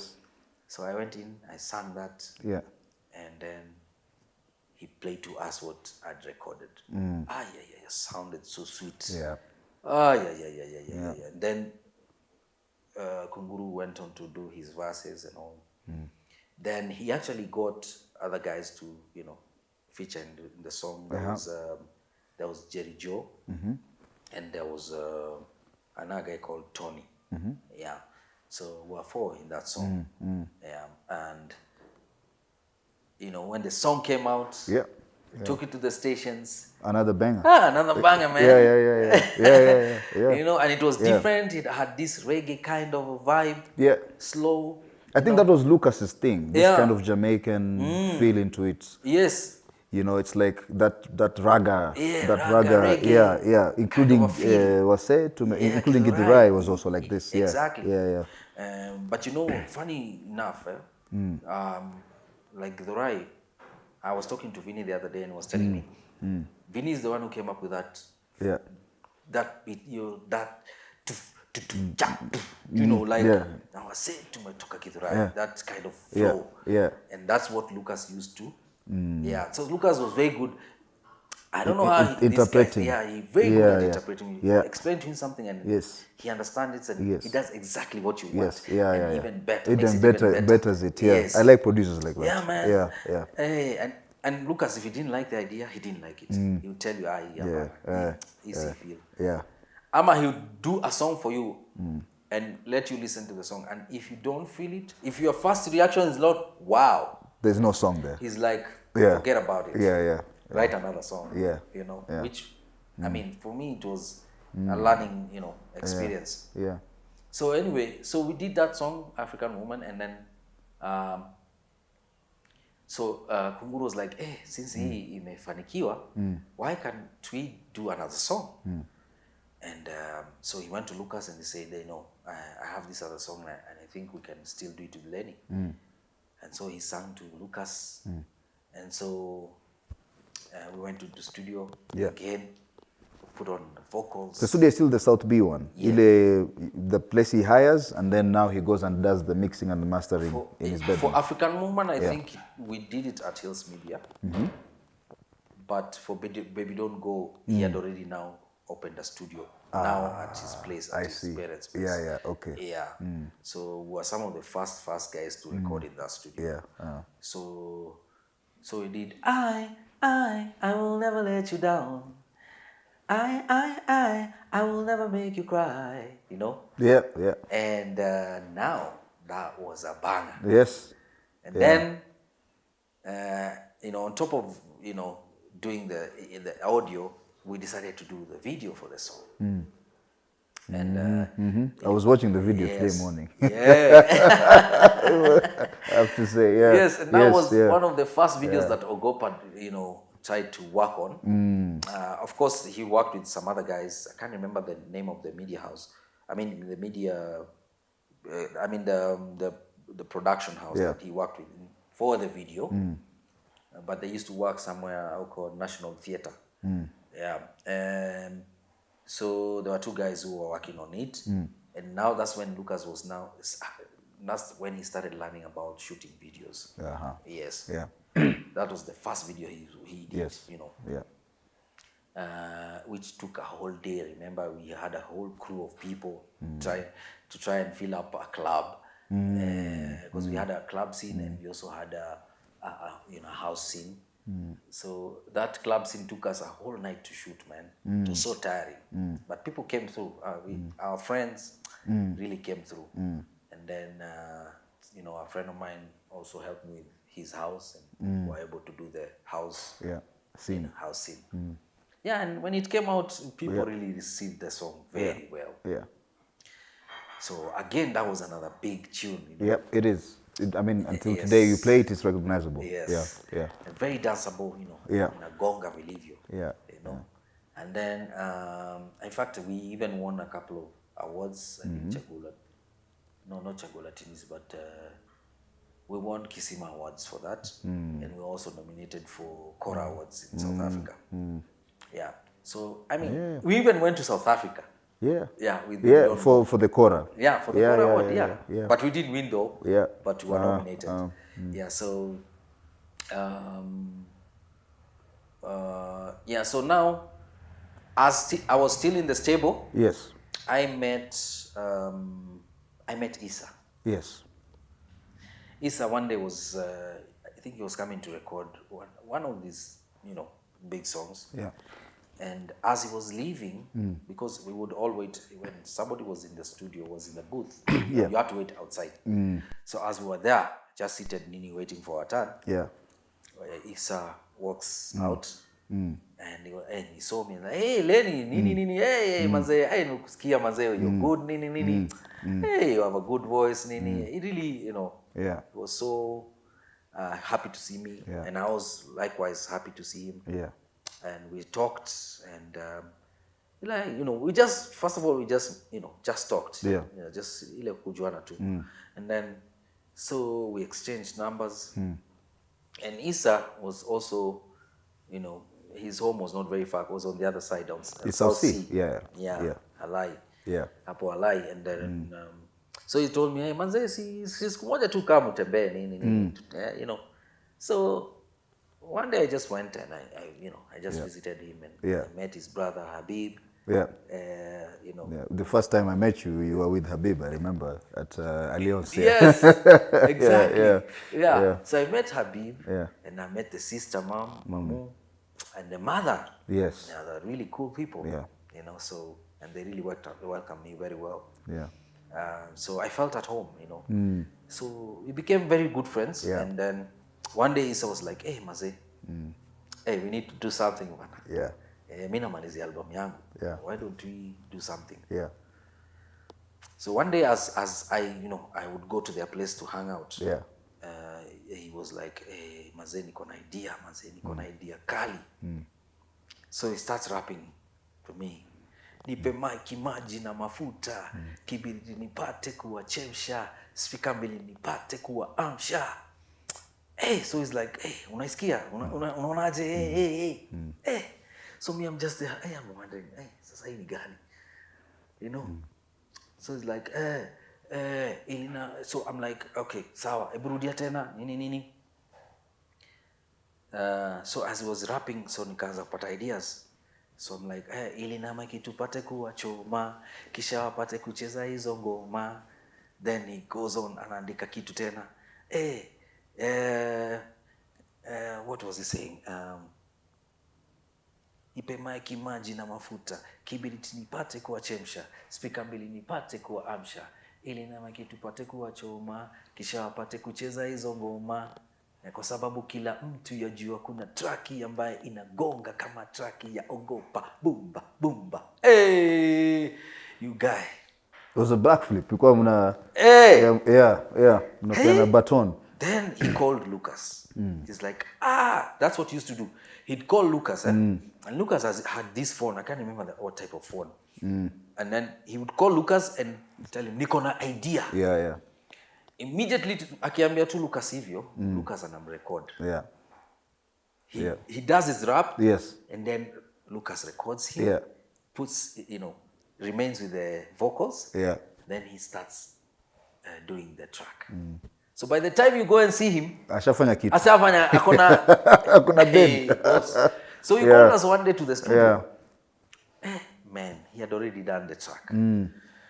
Just a rough nini. Yeah. Akatuambia sasa tumieni hii ndio mmalizie kuandika. Yeah. So we took the track, went to Isa's place. So we started, writing. Yeah. And then now we came up with the chorus. Mamazi, hey, mko freshi, mko tayari kuienda traki nasi, na mabeste mko poa, mko freshi, mko tayari kuienda traki nasi. Hey. Wow. By the time we were going to the studio, we had the full song. Okay.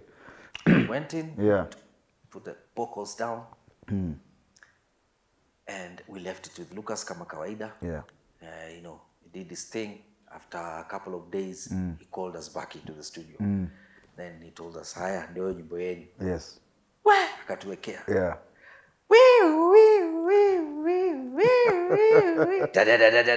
Ogopa police station present. Inspector Isa Lenny. Tumekuja kuwashika. So that right about that time, they recorded Bumba with Nameless. Yes. Yeah. And in fact they released Bumba. Yep. Before the album. Yep. Yes. Yep. Bumba was ilileta shida ya nyimbo. That song was a hit. And they never did a video for that song. No, they didn't. They didn't have the time. So Bumba became a big tune. Yeah. So when Isa died, we had, I can't quite remember whether Kamata came first or Bumba came first. But I think Bumba came out first, then Kamata. Yeah. Then released Kamata. Yeah. I'm trying to remember the other song that was also hitting at the same time as Bumba was, from Calif. I think it was a Jua Kali song from Calif. Yes. Ilikuwa inashindana na Bumba. Yeah. Na Bumba. Yeah. Yes. Yeah. And they were both big songs. Yes, yeah. Why? It was serious. I don't know if it was Jua Kali's Ruka. Jua Kali kulikuwa na nyimbo Ruka. Ruka. But that song. Yeah. So, and so by the time I was releasing Kamata, we were releasing Kamata, I think Easter had passed on. No, he was still alive. The album came out. He was still alive. Sindio, the album came out before he passed away. Yeah. Now I remember. It was Bumba and then now Kamata. Because we did one show with Isa. Yeah. We only did one gig with Isa. Yeah. And then he passed on. Yeah. So rest in power. Yeah. So now even us, we didn't get to have a chance to do the video. And we had even talked about doing, a couple of songs together. But because by then, they started working with Nameless. We were very close with Nameless. So they were touring together. Yes. In fact, literally had the accidents together. Yeah. Absolutely. Yeah. Which was very sad. Yeah. Yeah, so my worry was that this song was not going to go anywhere because, Isa has passed on. But to my surprise, hey, Kamata grew, man. Yeah. It grew and grew, and to date, Kamata is still a household song. Yeah. Yeah, so so now that was sad because now we had lost a really, a big artist. Yeah. It was really, really sad for the whole stable. He had just started. Imagine. I think he was what, 21, 22? I think at 22. that time. Yeah. And he seemed like he was, really going places. No, he was. I remember I read an article about him, and he said by the time of his death, at the age of 22, he had more control over the country's young people than politicians. Absolutely. It's just the power that he had at the time. Yeah. It was amazing. Yeah. It was such a sad day. The news of his death, watu wengine wakunda shule ba. Kweli. Yeah, it was such a sad day. That's how powerful this boy or young man had become. And even for us, it was unbelievable. Yeah. So, but Mungu ana yake, you can only, just we can only celebrate his life while on this earth. So after that is when now I met Nameless. Yep. Same place, hapo tuko studio. Yep. And so when we met, obviously he didn't know that at some point I also was called Nameless.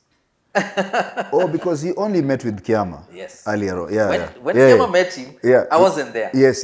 So obviously he didn't know me. Yes. Yeah. So when we met in studio, he knew me because of the songs I had done already with Mr. Goose, Vinny Banton, and Kunguru. And of course Isa. Yes. So he knew me as Mr.Lenny. Yeah. But he didn't know my history. Yes. Yeah. So the day we met, hey, mambo vipi niaje, hey, inakuaje nini? Yeah. And he was a cool guy. Yeah. And he was so, hey, and then he was like, hey, manze, unaimba, bro, unaimba. Yeah. Hey, Nameless is always a good spirit. Even when I met, like I've hung out with him. He's he's very easy. Yeah. So we became friends instantly. Yeah. And one day, now after we met that day, we met another day again because now he was working on his album. So he'd frequent the studio a lot. Yes. And then he moved to South B. Not very far from the studio. He got an SQ somewhere there. So that he could, easily... I'm trying to remember the name of the album. On Fire. On Fire, yes. Because I remember the two words. On Fire. Yes. That was the name of the album. So one day I was there. I don't know what I was waiting for, but he came and, he greeted me and all that. Started talking, nini. So I think he had just come to see Lucas briefly. And he was going back to his house. So he's like, yes, twende home, ni hapa tu. Yeah. So I went to his place, we sat down, started talking, and then so we just blended and we became very good friends. Yeah. So one day I was like, by the way, I need to tell you something. I told him, by the way, unajua uliiba jina yetu wewe. He's like, what do you mean, liba jina yenu? Metoboa siri sasa. Nikamwambia, by the way, remember that guy who came to see you in campus? Jamaa mmoja alikuwa anaitwa Kiama. Yeah. Akasema, Kiama. Yeah, the guy who came and told you that he was nameless. It's like, yeah, I remember him. Yeah, and I'm like, yeah. So I was the other half. I was the other half. I was part of his group, Nameless. Yeah. He's like, are you serious? I'm like, yeah. I was in the same group with Kiama. We used to call ourselves Nameless. Hey, he was so shocked. He couldn't believe it. Hey, so we start. Now he starts giving me his story. Like how the name came about. About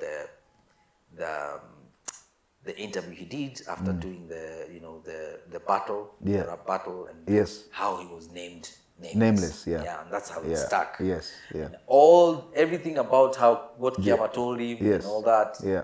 And we sat down and we really laughed about it. It was so funny. Yeah, yeah. Yeah, because now, we had moved on with life and all that. Yeah. And here we are. Yeah. We have met. Like, what a coincidence, That the guy you got their name from, you're actually talking to and actually working with. Yeah. So, hey, it's like, hey, maze poleni, maze. That was not my intention. Yeah. But, whatever happened. I mean, Gina, I stuck to the name and all that. But it's all good, man. To be fair, he didn't come up with the name himself. No. It just came naturally, almost organically. Yeah. So, yeah. And sometimes I say God works in wonders. Because what are the chances that I was going to meet Nameless? I mean, this is a guy I would be very, I would be hateful towards. Yeah, I see what you mean. Okay. Exactly. Okay. Yeah. And what are the chances that I would actually be in the same stable and actually work together? Yeah. And in fact, become very good friends. Yeah. So from that time onwards, we became very, very, very close. Yeah. So, like I said, he was working on his album. Yeah. And so he kept inviting me to his place. Yeah. And, I'd go and hang out with him. And one day I slept over his place. Now he had even moved to a bigger house. So I slept over and... I think he was doing his architectural stuff. He was still... Nini, so... Yeah. In fact, he was juggling between the two. Yes, yeah. Music and architecture. So, and he used to work he was very hardworking. Very, very hardworking. One day he woke up in the morning and he started playing instrumentals. That he had been given by Lucas. By Lucas, yeah. So he plays them, he plays and he started, just trying to get inspired and all. Anacheza my instrumental. So there's this particular instrumental he was playing that caught my ear. And I'm like, wow, instrumental iko sawa. I love it. So I listened and I'm like, hey. Out of nowhere, I'm like, na na na na na na na na na na na na na na.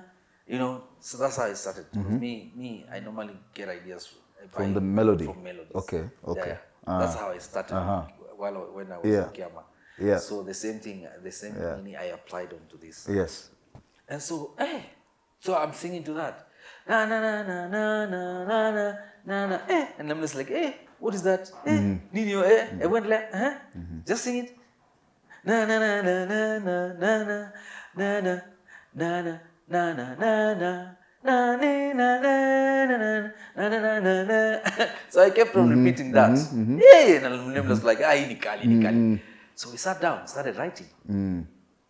So I'm like, amenipa juju, oh. Wewe ngoja nikuulize. Nani alikuwa? Were you singing about someone? Because because you can't just, out of all things you can say. Yes. This is what you choose to say. Was there a backstory to this song? Because that's what many people thought. Let me tell you. Yeah. And then I'll ask you a question about kumbuka when the video came out. Yes. And then there was that lady dancer. Yes. Okasema labda ni ule. Do you remember this controversy? Yeah. I'll be honest, and there's nothing to hide about this. There's, as a creative, you don't plan for anything. Ideas just flow. Okay. Yeah. And for me, the idea for Juju just flowed. I don't know where I got it from. I can't tell you I got it from somewhere or there was something to do with Juju or Okay. Fair enough. I just got that idea from nowhere. And believe you me. Yeah. And it just was a brilliant idea. Yeah. It was. And Nameless liked it. Yeah.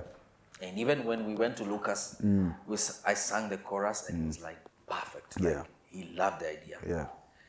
And in fact, he took this the same way we did with these other songs. The track that we used to record it with, he changed it. Like he did a whole new track for it. I heard he used to do this a lot. A lot. Yeah. You just have him record whatever you give him. He will transform it into something else. Yeah. And that's exactly what he did. Yeah.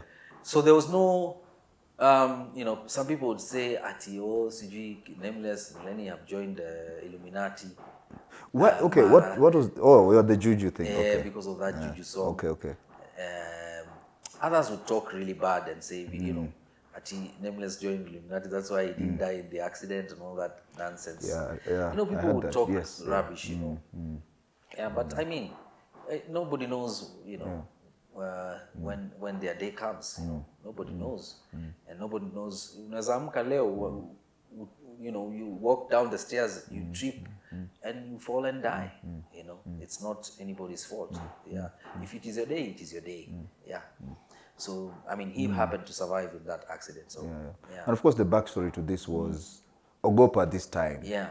Juju comes out. Yeah. On Fire comes out. Yeah. Ogopa is at the top. Yeah. Like, you know, they're doing of well. African music. Yeah. To be honest, I mean, Lucas even had to think about going to start other countries in Namibia, Ogopa and Ogopa. So you're also, you know, you've developed some enemies. Of course. You know, at this point. Right? Many. Right? In fact, let me tell you, we were now there were artists who are even dissing us, you know, like they're even doing songs to diss us. Yes. I remember Yeah. Bamboo and Abbas. And Abbas. Kapuka this. Kapuka this. Yes. Which was a dope track. Yes. I must admit. I remember Abbas did a verse and he dissed me. Like, yes. Tutabadilisha Lenny akuwe Nelly silly. And I'm like, what did I do to you guys? Like, I mean, I thought to Joanny. And to make matters worse, I'm their fan.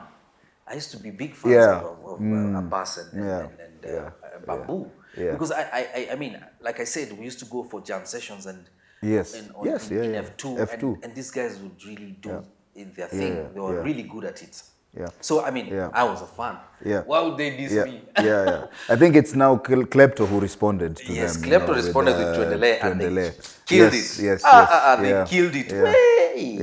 Nyashinski now gave the most memorable verse, I think. Now because of that. Exactly. Now that debate, now may I call it, or some people call it beef, I call it a debate because I think it was. I've tried to talk to Kolo about this. Yeah. But you know, I think we'll bring him here. He'll explain himself. Yes. But it's really, I think it was. Yes, you guys were doing better. Yeah. Your music was all over the place. Yes. Radio play. You're getting the shows. Yeah. You're working with brands at that point. Yes. And the guys who felt that they're the ones who started. From Kina Keishaka. Yes. Or the Mau Mau. Were not really at your place. You know. Exactly. Of success. Yeah. So partly it's about that, I think, but also it was about form. It was about like what is real music, you know, and what is real hip hop. Yes. I think it was now the question. Exactly. Right? And basically it was trashing people like Issa. Yes. And the whole Ogopa stable as see what were hip hop. Nikapuka too. And I think even Nameless actually took that term as a badge of honor. Yeah. And I said, and I love Kapuka. He said in a song. And thank you. Let me tell you, do you know I even had a song I'd written. I wanted to reply talking about Bamboo. You did? Yes. I'm so glad you did. To Lucas was like, no, there's no need. Playing a true story. I'd written a song, man. Was it that tense? Abu, take us through that. Was it like, how tense was it? You see, let me tell you, I think this, first of all, I think the media started the whole thing of camps. Because remember, initially it was Ogopa and Calif. Yes. Right? Yes, yeah. Then it ceased to be that. Then it became now like, actually, now these Ogopa guys are not rappers.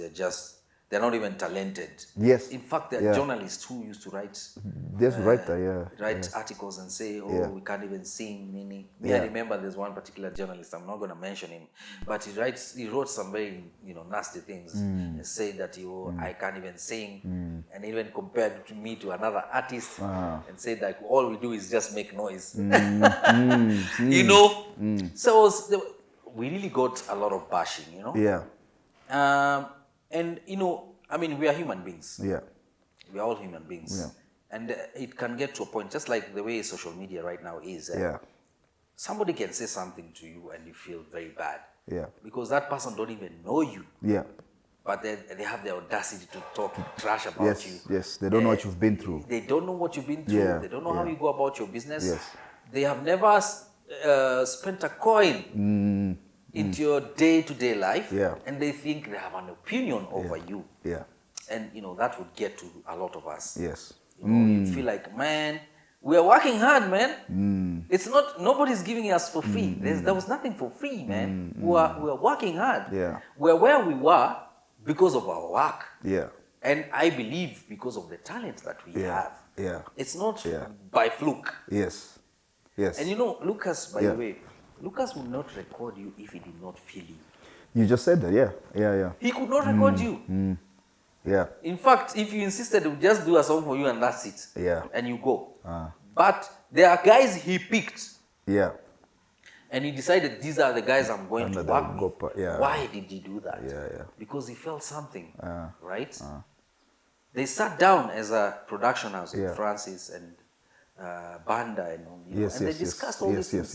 And they decided, I'm going to work with this guy, I'm going to work with this guy, we're going to work with these people in this table. So that meant something, And we did a lot for the industry, And we've been to places, we've traveled the world. No, let me tell that you. That must have meant something. It did. I mean, I was I was not a hater of Ogopa, but I was a fan of Okoflani Mama. I was more so mimi ni mtu wa hip hop. So me I was like those are my guys I was championing for them. But then you're like unaangalia video ya Juju. I'm like, wow. This is next level. Like, what is this, next man? Level. Yani utaki kusema lakini like, inakuuma lakini you know it is. But wow, unasikiza nyashiski hapo kwa niendelee. You're trying to diss the song but you're like you can't. But the guy has dropped buzz, man. The guy has dropped buzz. But then you realize many years later, Lenny looking back, you just laugh at this. You just laugh at it. I think people were young, people like in the early 20s, just out of high school. People and young people like to be in camps also. They like to be like identify themselves with groups. So even when I talked to Kolo, and actually and the Fanisi experiment with when you had Kalamoto on, all these guys came on stage. Kolo and Kamake, Shaka and Kitushua, they were all on that stage. And you could see it's like ule ulikuwa ni vijana wetu, ni utoto wetu. But this is at the same time, at the same time, even with all these beefs and comparisons and all that, do you know that is what built the industry? Yes. I agree with you 100%. That made guys work harder. It made guys think harder. It made people want to be the best. Want to be the top, to be on the top. And I think that is what we are missing right now. That competition is not... It feels like right now everyone wants to do the same thing. It's like Akuna, diversity is not as much as it was. But at that time, even within us, I keep telling guys, within Ogopa camp, because like I said, Lucas will not just record you. If you had a bad song, he'd tell you, ngoma haiko, wewe andika ingine. And so, ngoma ya so and so ikitoka, usikie manzena usikie ni noma. What would you want for yourself? Hata wewe unataka ngoma noma. So what do? You work hard. You write a doper song than that. You go to Lucas, patia yeye idea. Anakulea down that, And that's how it used to be. We used to like compete amongst each other in the stable. It was not even about other people from other stables. It was about Red Sun said once that his song Julie. He made that song because of Chameleon. He had Chameleon. And then he had the reaction. Kasema no. I want that. Mamma Mia is what made Chameleon. Let's be honest. It was a banger to date. Hata he performed even him. I mean, the song was on another level. So you can see. So it made people work hard. Made people want to create, and I believe that is what is missing now. But you yourself, Lenny, you've just told us your journey kutoka utotoni. Nakumbuka tu ile siku ulienda home, umetoka Embu, umekaenda kwa majirani this Sunday, right? And now you've gone like from living with your family in a one-bedroom house in Isili, unalala chini. To now you are in Juju. Right? You are on top of the music industry at this time. Everyone is talking about Mr.Lenny and Lemless. Tell us about that transition, man. How does it feel to be at that point? How is your family responding to this? Now, how is your relationship with your father? Let me tell you. Yeah. It's good you brought up that point. That's a very good question. Yeah. When I joined Ogopa, remember my sister, my elder sister, Vicky. Yeah. And Vicky is one of my biggest fans. And let me just give her flowers. Vicky, wherever you are, thank you. You know how far we've come. Yeah. She was, she was like big sister and also like a parent to me and the rest of us. Yes. So she was really against it at first. She was against the whole music thing. Yeah. And she felt like I was not going, I was destroying my life. But at that particular time, there was nothing to do. I tried all sorts of things. And like I said, I was going through a phase. Yeah. And I think I was depressed at that time. I just didn't know it. Yeah. And I didn't know how to handle things. Yeah. But music gave me an identity. Right? I can't even tell you why I used to go to studio almost on a daily Almost basis. like a sense of purpose. Yeah. It gave And yet, hakuna hata mshahara ilikuwa inaingia. In Yes. in California. Yes, yeah. Apple Scratch.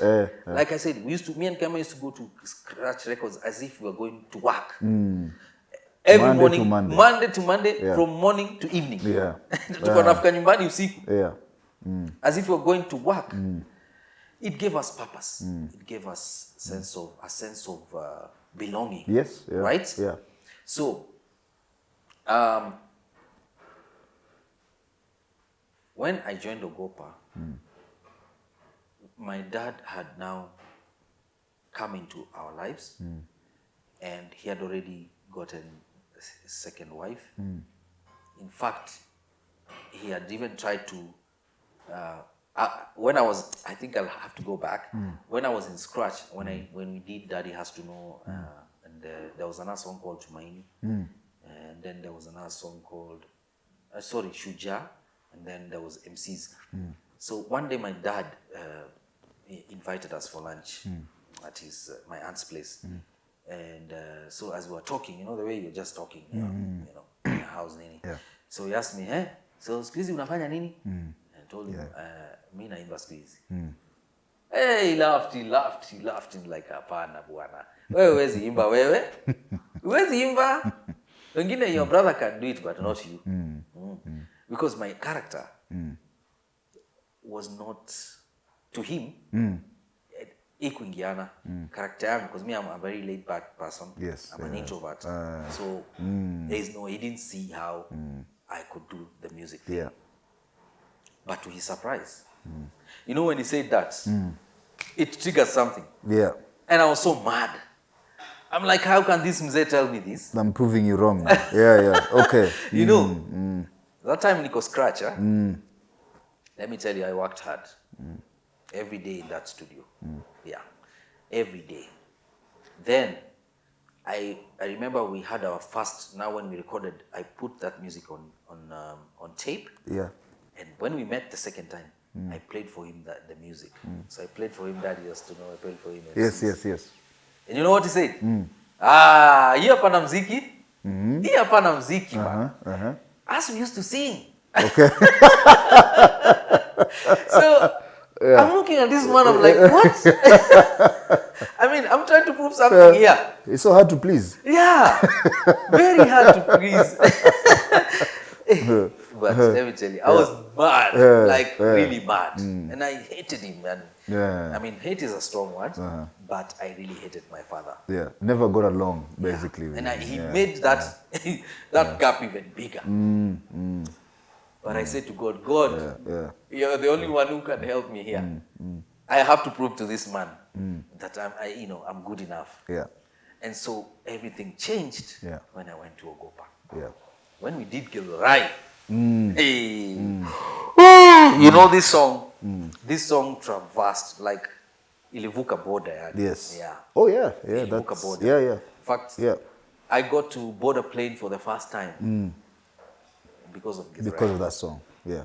Went to Uganda, went to Kampala. Yes. We did a show in Kampala. We had a concert in Kampala. Yeah. The whole of Ogopa. Yes. All those guys. I think it's the same one that you came to Mombasa. Yes. Nikakuona for the first time. That was after now. Yeah. After Kampala. We tulijaza a stadium, you guys. Yes. That was. Yeah. Yani, you have no idea what it means. So after that, my sisters, Vicky, in fact, we were talking, and I would remind her what she used to do. Yeah. She would go to work. She'd tell guys, hey, my brother has a new song out. Can you call? Yes. Everybody, I need you to call the station and vote for that song. We used to have I remember. Different Capital used to do this also. Capital, but at that time, Kiss was the biggest station. So they used to have. Mine used to have a show. I think in the evening or something. I can't remember the name, the show, but he used to have people call and vote or send in their votes and all that. Yeah. So my sister would have guys to vote for my song. Yes. She became your agent became now. My biggest, biggest fan. Yeah. You know? Yeah. So, you see, something is happening. Yeah. You know? Yeah. My life is transforming in a different way. Yes. And my dream is coming true. Yeah. And the people who did not even have any, any belief in me, the people who did not understand what I was doing now begin to understand. Yeah. Okay. Yeah. It's possible. Even my now extended family, my uncles, my aunts, they begin to see a difference. And even them, they became fans. Yes. So, nimeenda tu kiokota tu mafans tu. You know? Yeah. So, by the time I was doing Juju, I was doing Kamata and all these other songs. There was MOU with Kongu, with the indigenous. By the time I was doing all these songs, now everybody around me, including all my friends, like the guys I grew up with in Inako, especially those guys in Inako, because that's when now, my music started, growing. Peaking, everyone is so supportive. You guys have become so happy about my music and all. That's when I realized, wow, this thing is possible. And it was a different kind of a feeling. It was it opened doors. I didn't have money at some point. I was so frustrated. Yes, I have a big name, but I had no money. And that's when I came up with the song Cash Money. Yes, I remember. I need some cash money, Minnesota. Can you feel me? Minataka pesa, pesa. I was frustrated. I was a big name, but had nothing. And like I said before, I've said this before. When I did that song, I took the idea to Lucas, and Lucas really loved the idea. But he told me, Lenny, there's a problem in this song because of what you're saying. Unasema umesota. That can destroy you. So he says, are you sure you want to record this song? Are you sure you want to release this song? Come on, dear Lucas. Hey, me, I don't care. Nimesota for real. And I'm frustrated. And someone else can identify with that message as well. Yeah. But that particular time.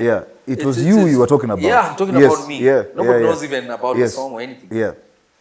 But Lucas, him being a producer and him, he just doesn't do a song for the sake of doing a song. He looks at it in a different, angles. So he was like, are you sure, Lenny, you want to do this? I'm like, I'm very sure, 100%. So he's like, sour. So I laid down the chorus and I left it with him. And he went on to make a beat for it. The day he called me to the studio, sasa hapo ndio nilipata moral zaidi. Like, I was so energized. And I couldn't even believe now I have my own. These are because it was your solo. This was, that was my first collabo in Ogopa. I had done one song alone, which was Shuja. There's a song I did in scratch called Shuja, but never really got airplay. Yeah. But now this was like my first, solo, like solo in Ogopa still. Yes, yeah. So I was so excited. Yeah. I came back home with this track. I started, writing the verses. Yeah. I did it, I think, in one day. Okay. I went back to Lucas. Yeah. I laid down the vocals, everything, nikamaliza.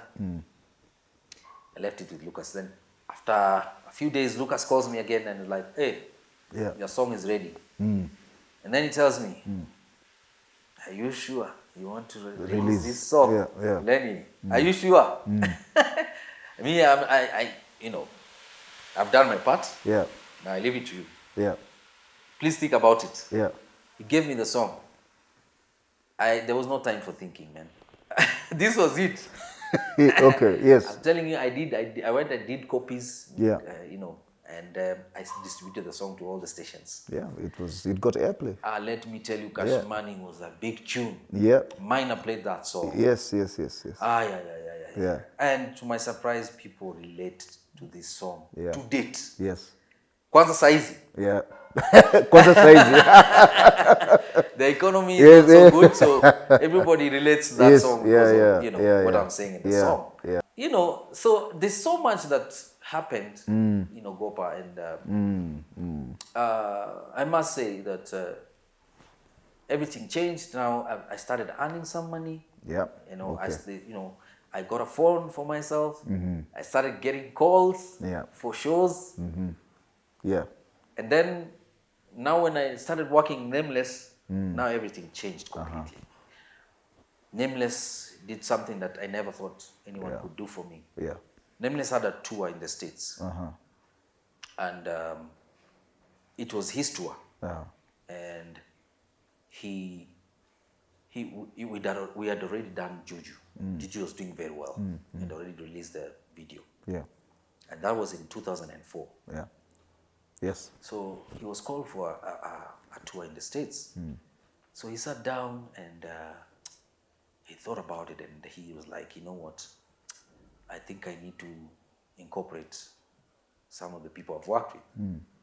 And there was another guy also who was now the one who, managed to, organize the whole thing with the promoters in the city. This guy is called, his name is Tony Mbarine. Tony Mbarine had brothers in the States. And some other guy, there's another guy called Smoothie, also in the States. Yeah. So these guys had come together and they decided we're going to do a Nameless tour. So I remember Tony Mbarine calling me one day. Yeah. And he called me and he's like, hey, I'm so-and-so. I'm sure you've been told about me and want to take Nameless to the tour. And we have decided to also have you. Yeah. Hey! A tour in America. Yes. You get it. That was now the next level. Yeah. How old are you at this time? Wow. I think I was around 24, 25 there. So still pretty much young. Yeah, very young. Yes, yeah. Very, very young. 23, 24 there. Yeah. So Nameless comes and says, hey, man, I think we have a tour, man. Yeah. We have a tour, guys. And so he decided it's going to take me, Wahoo, my brother, my younger brother, was part of it too, because he started dancing. I see. Okay. He started dancing, and there's another friend of ours called Brayo. So actually, I'm the one who connected my brother and Brayo with Nameless. So they started dancing for Nameless. Yes. Yeah. So by virtue of that, Nameless also took them. Yeah. So we went for a tour. Yeah. In fact, let me give you a story. When we were applying for the visa, it was, getting an American visa was not an easy thing. It still is not an easy. Still is not. Yeah. So I remember, us being briefed on what we're going to say and what, Yeah. And one thing we were told is that, you have to be yourself and you cannot lie. And, Yes. Yeah. So when that day came, we had all our papers, everything sorted and all that. Yeah. So We went there very early in the morning. I think by 5 or something we were there. Now we sat there, and those days they had counters like this. You know the way you walk in a bank, and they have counters. Yeah, I think they still do. The US Embassy, still the same thing. Yeah. Then all of you are seated back like this. Yes, and you watch these guys being interviewed. Yes. And it's so humiliating sometimes. It's so humiliating. It's humiliating. Then guys are being denied for visas. Yes, ukiona ban.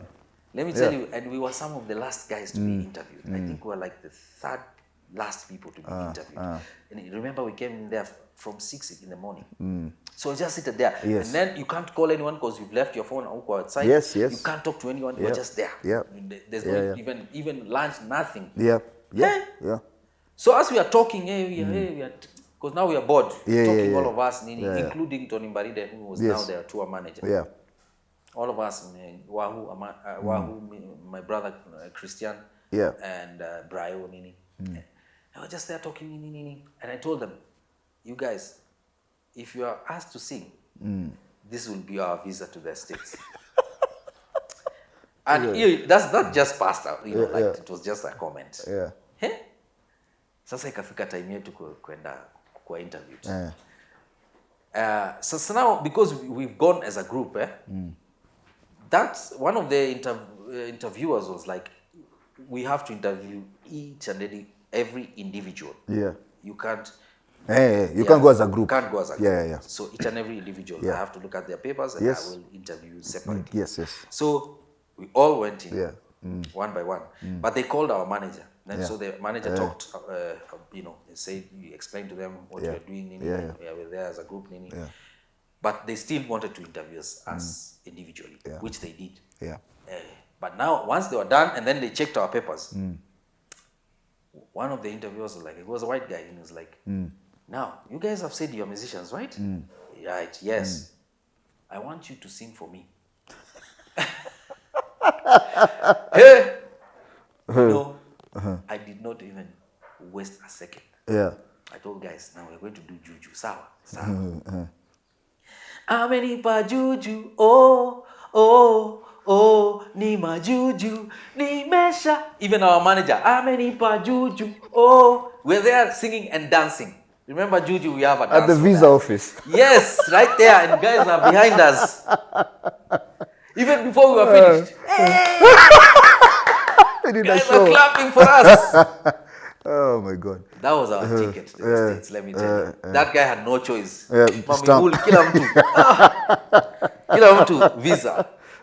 All of us, we got our visas. It was such a, that was almost like, it's like going to heaven. America is like, it was like going to heaven. Because there are people who had gone and they'd been denied a visa. So it was exciting, and we got our visas, and let me tell you, that day when it came to travel, it looked like ni kama uongo. It's like, we couldn't believe it. So we, we left. It took us 2-3 days to get to the States. The state, we landed in Dallas, and that was like even our first home.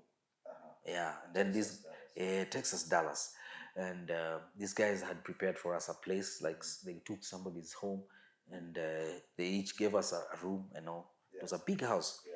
It's like an earlier version of Airbnb. Yes, exactly. A very big, beautiful house, and we stayed there like a family, man. It was like a dream come true. Let me tell you, we did our first show in Dallas. We only had 5 shows that had been confirmed, and we were supposed to do 5 shows, come back home. So we were supposed to be there for like just a month. Yes. Because the gigs were happening during the weekends. We did our first show in Dallas. Immediately, we got another one in Houston, still in Texas. Yes. And let me tell you, from there onwards, we had like 15 gigs. So the shows multiplied. They multiplied. And word spread. Word spread. What these guys, man. So you're being booked as you're there. Yes. let me tell you, we did a serious road trip. Tulikuwa tunaenda by road, by the way. Okay. State to state. We went to so many states, passed through so many other states. Yes. And that was the best, like the epitome of my musical career. I see. Yeah, I don't think I've ever had any other, time that I can say that was, top People notch. until now still dream of that kind of experience. Yes. Musicians now. Yeah. That was something else. Yeah. So we were there. We're supposed to be there for 1 month. We ended up there being for 3 months. Wow. 3 good months. Wow.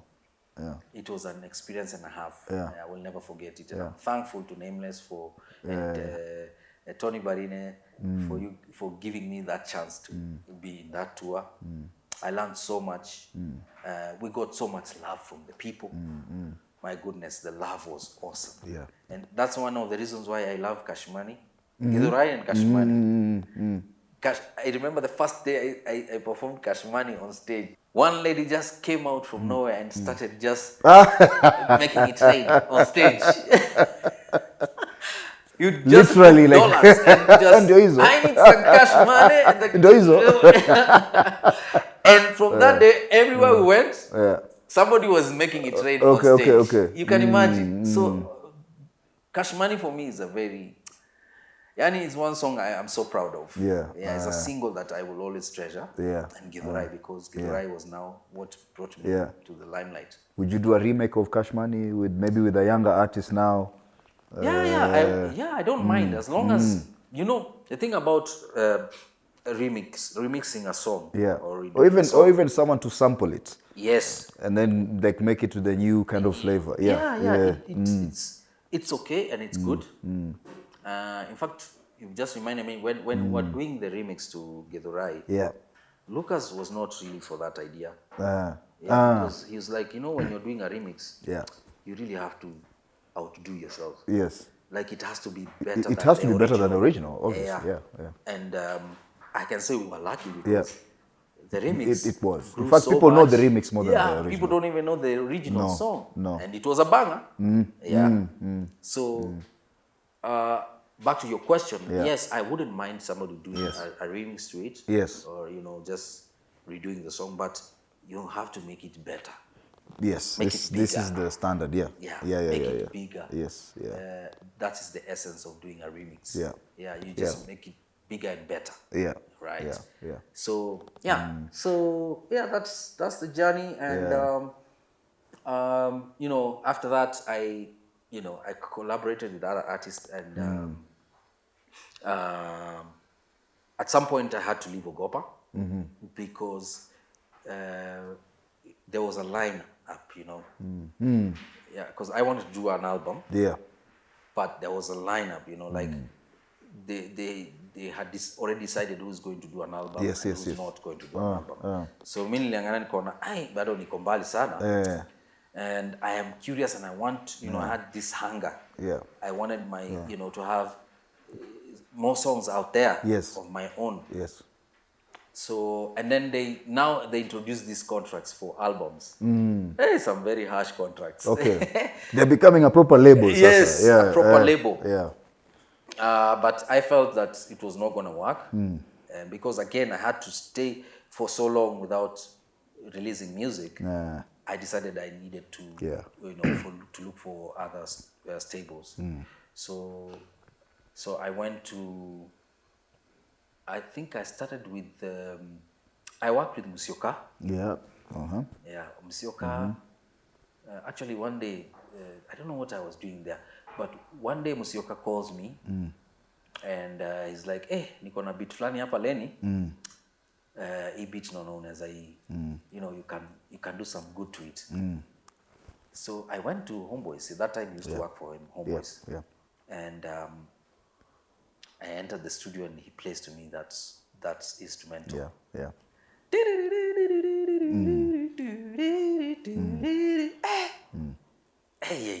I'm like, wow, this is different. Very different. So I sat there, I listened to it. I loved the track. I'm like, nipatie. I'm going to do something with it. Musyoka is genius. So I sat there. I sat there and I listened and I took the track and I went home with it. And, no, I think I sat there and I started writing the lyrics there. So I did leo nitahakikisha, leo lazima atakuwa wangu. Musyoka was happy. He's like, yes, this is it. So I sat down, wrote the verses, I finished.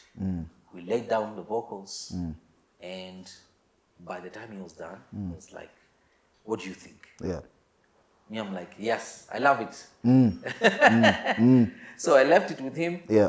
And, he did his mixing, mastering and all that. Yeah. And later on, he called me after a couple of days. Yeah. He gave me the track. Yeah.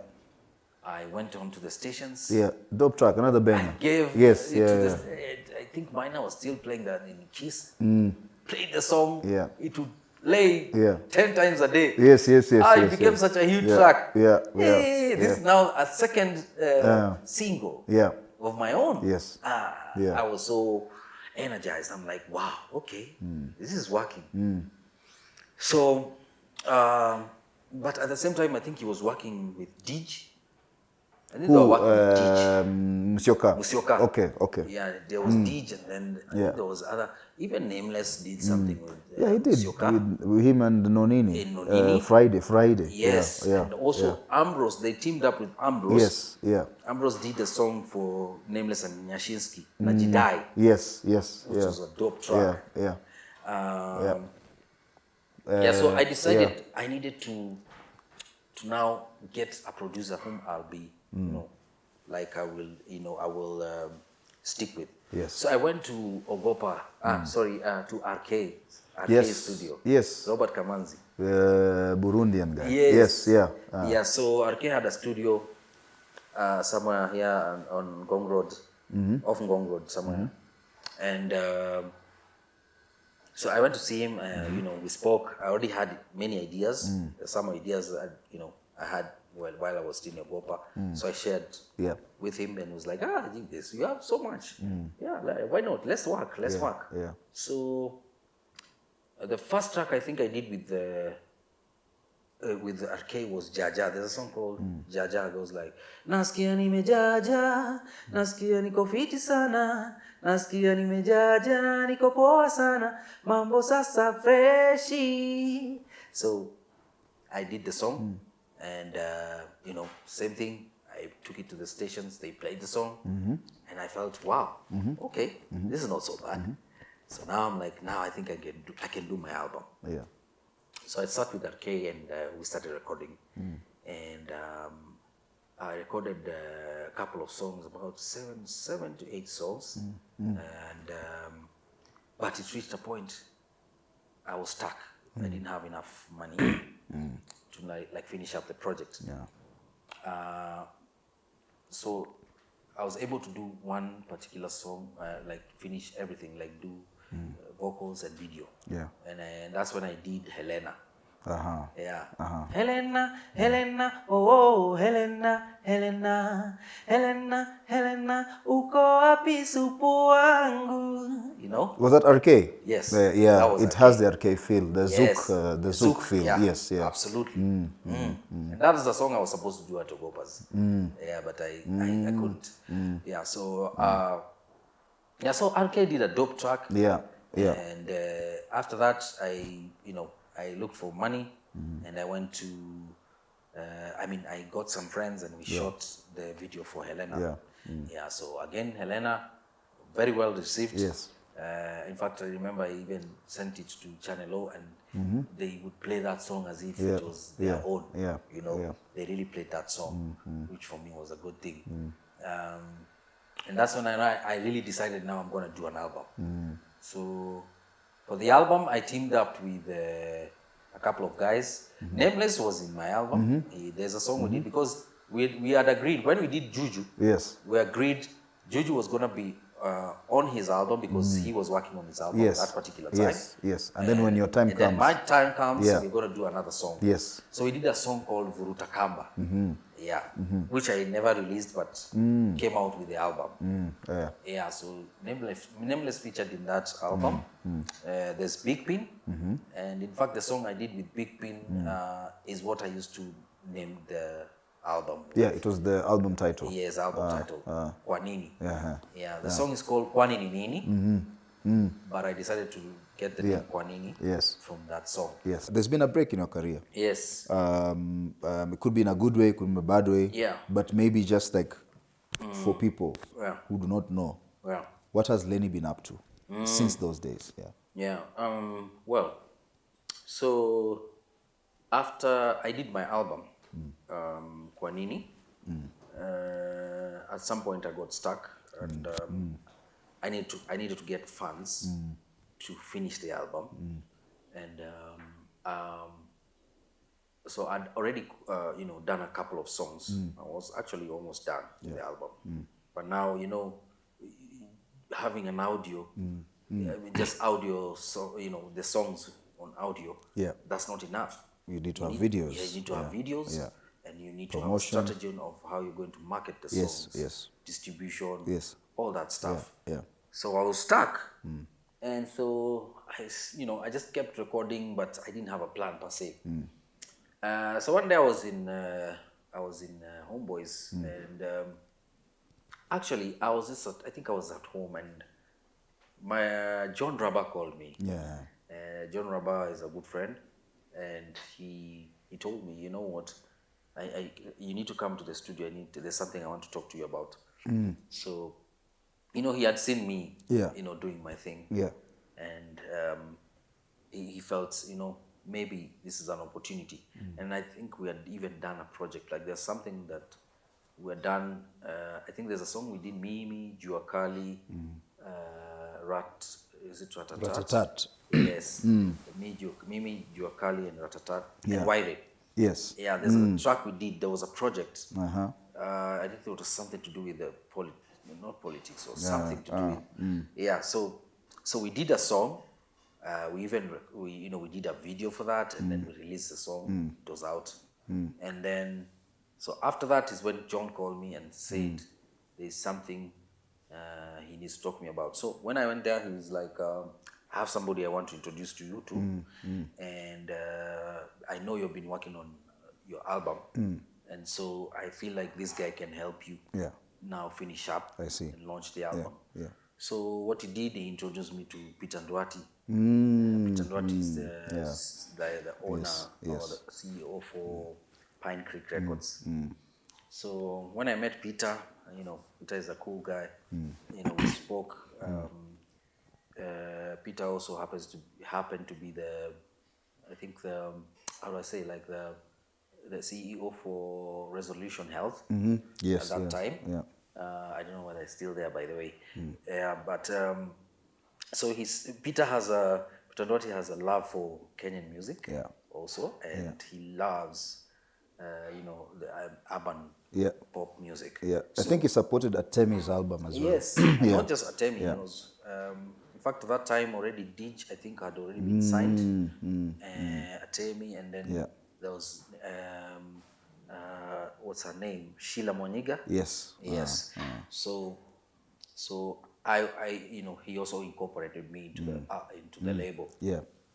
Because I'd already done songs and I was almost done with the album. So we had a deal.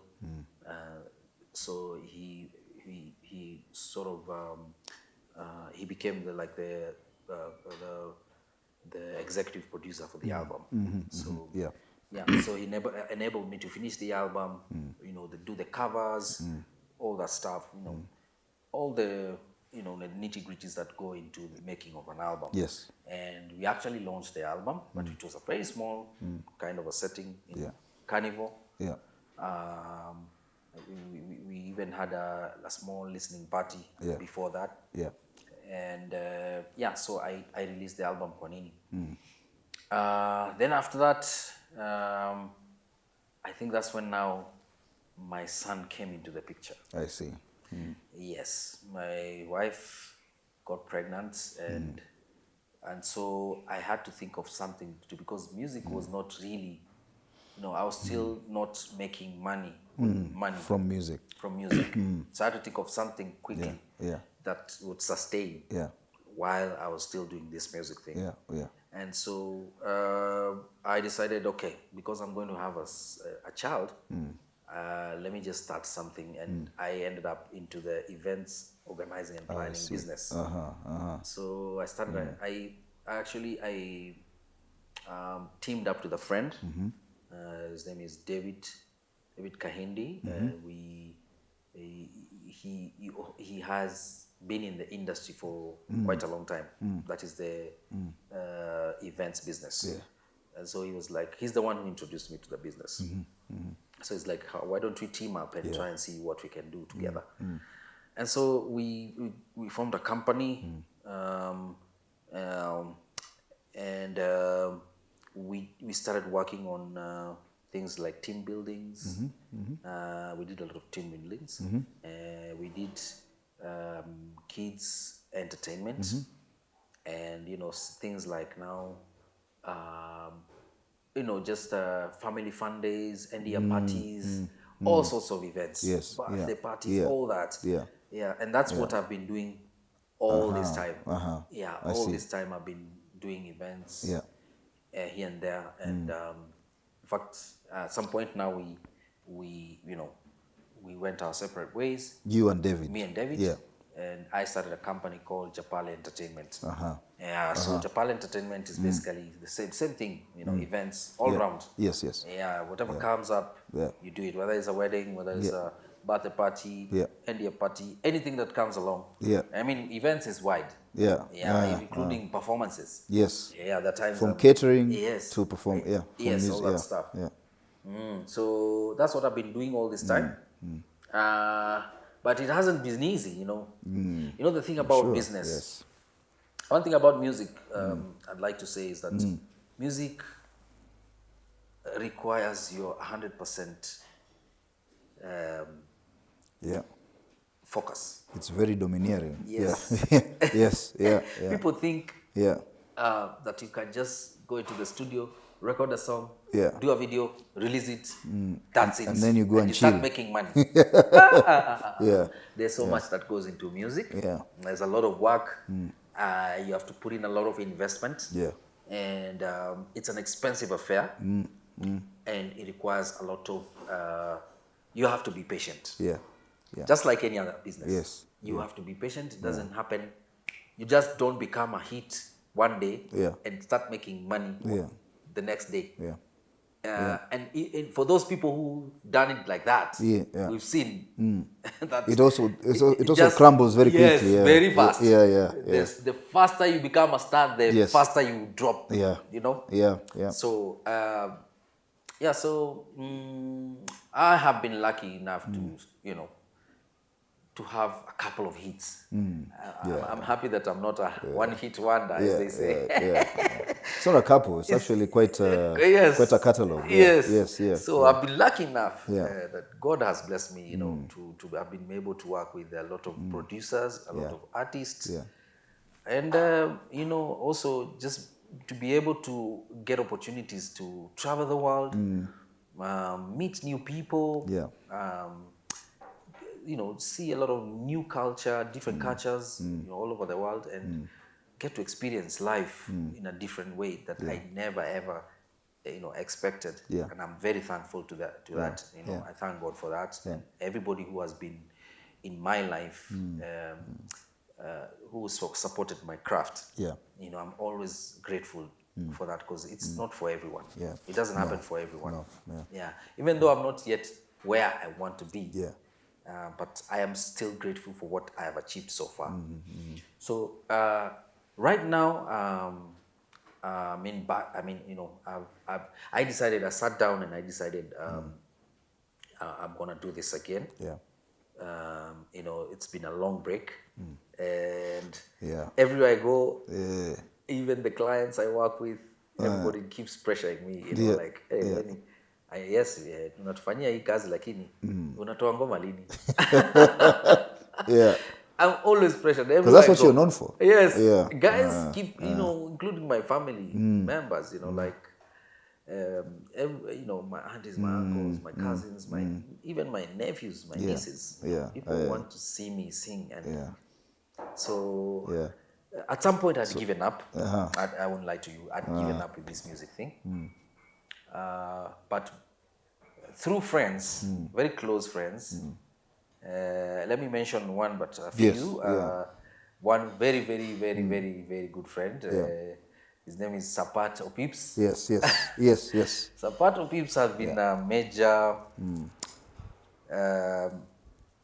major strength when it comes to now getting back into this scene, music scene, and he's like, you know what, you still have it, and there's so much you can still offer.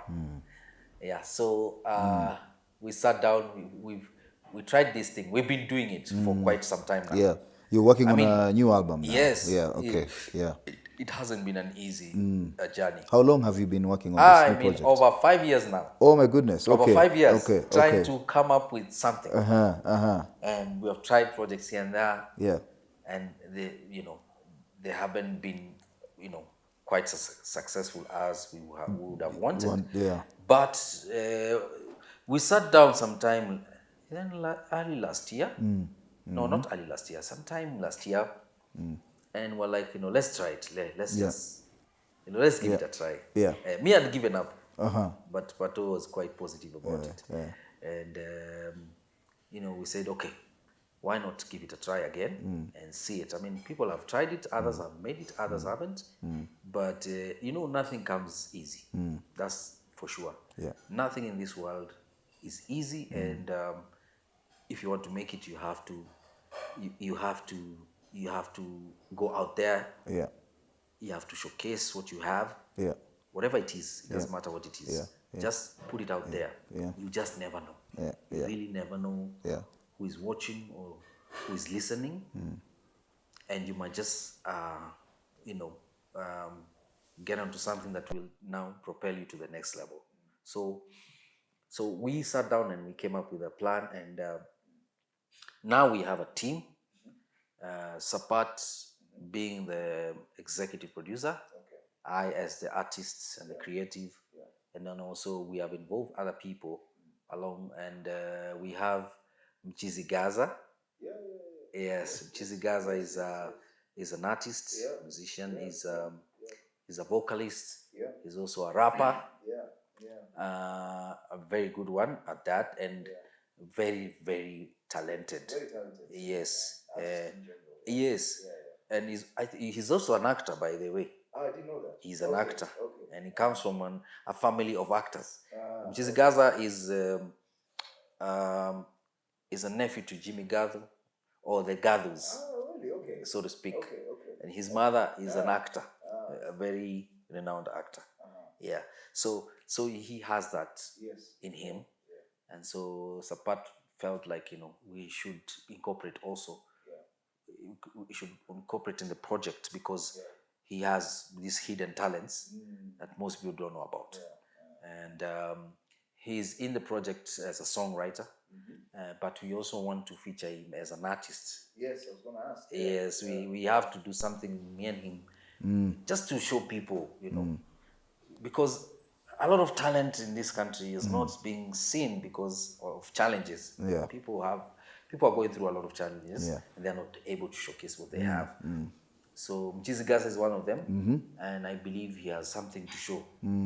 He just needs, Even that time, man, when he was working with the Okoflani Momau people and Dandora Banning, this album, 2006, he really the one who put a shine on it, on most of the songs. Absolutely. So that's why we got him into this project. Then we also have a couple of producers.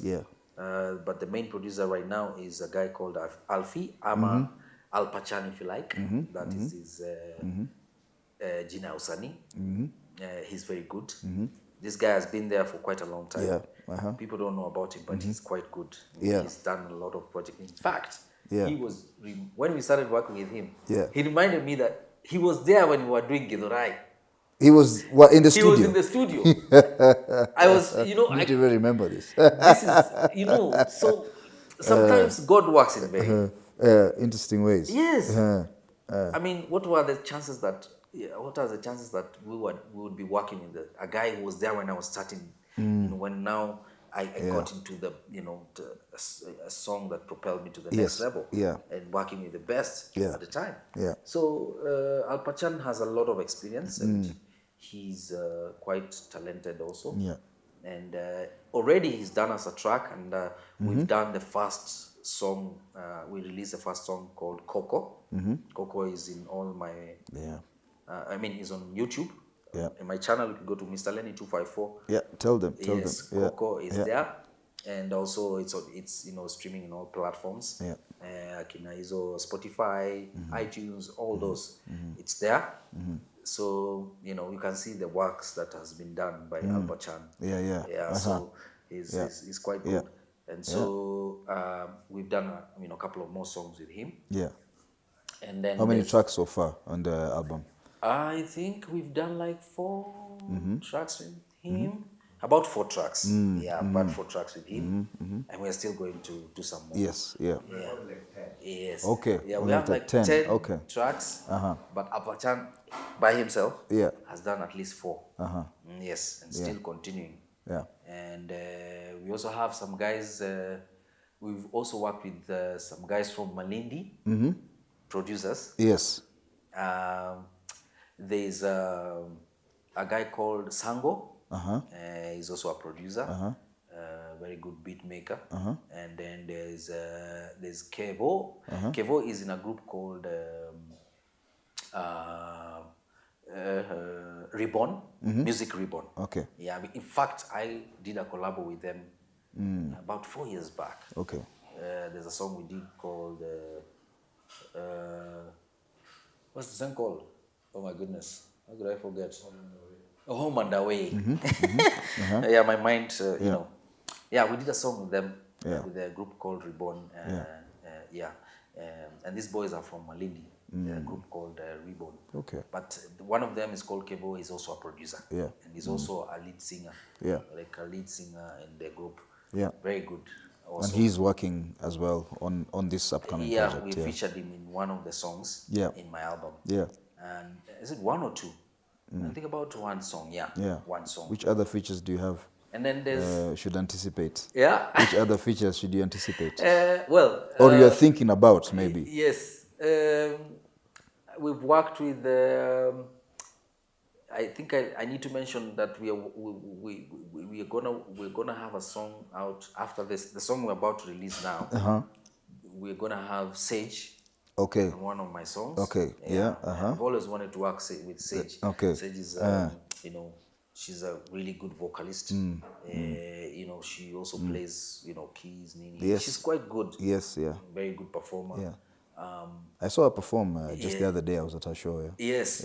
She's good. Very, very talented, and I've always wanted to work with her. So we got that chance, and we've already done we've done the audio. So we're about to do the video.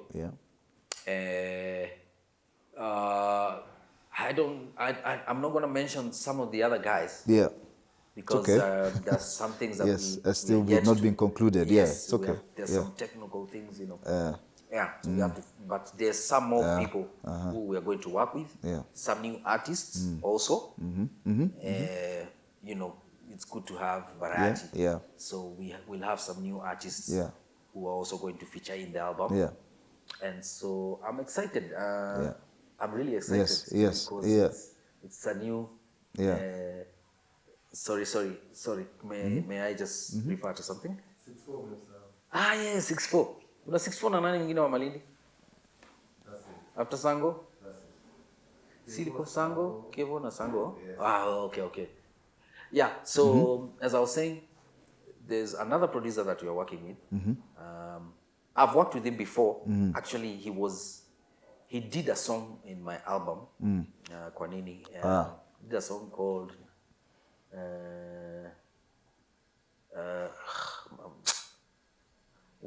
Steve did 64. We call him 64. Steve 64. He did a song in my album. I'm forgetting the song. Sorry.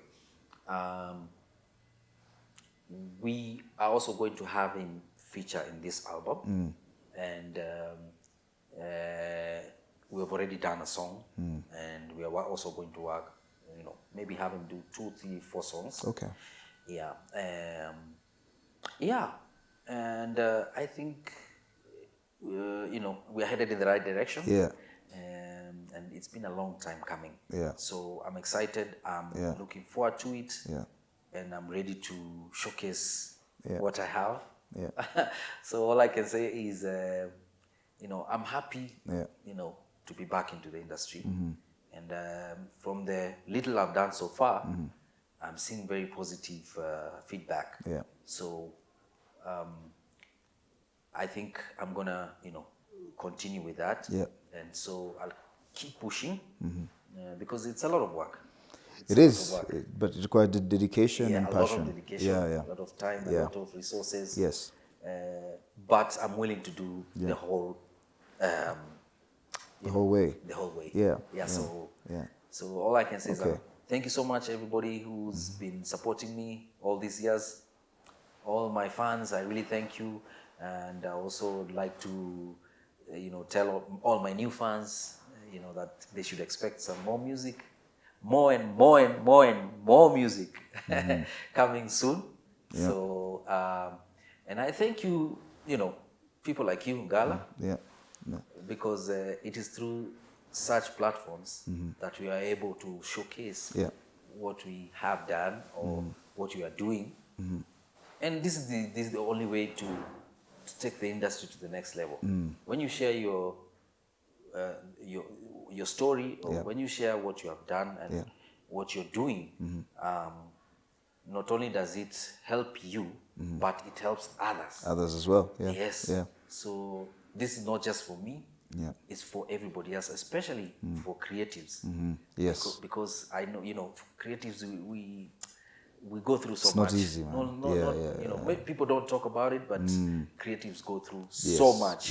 Yeah. And I think at some point I'll want to even pursue things like mental health, because I believe a lot of artists are going through that. Yes. Mr. Lenny. Yes. On that note, thank you very much. Thank you for having me. Grace our platform. Thank you so much. Yes. Yeah. And I'm really honored to be on this this platform. Yeah. And let me say you're doing a good job with Fanisi. Thank you. Let people know about this thing, because we have so much talent. We just need to harness it. Yes. Yeah. And you've been to our shows, Fanisi Experiment. Yes, I've come many times, and I'm always so happy to see what artists are doing out there. And I cannot wait to grace the stage. Yes. For the next Fanisi event. Yes. Kabisa. Asante sana. Asante, shukran sana. Thank you. I really appreciate it. Thank you so much. All right. So.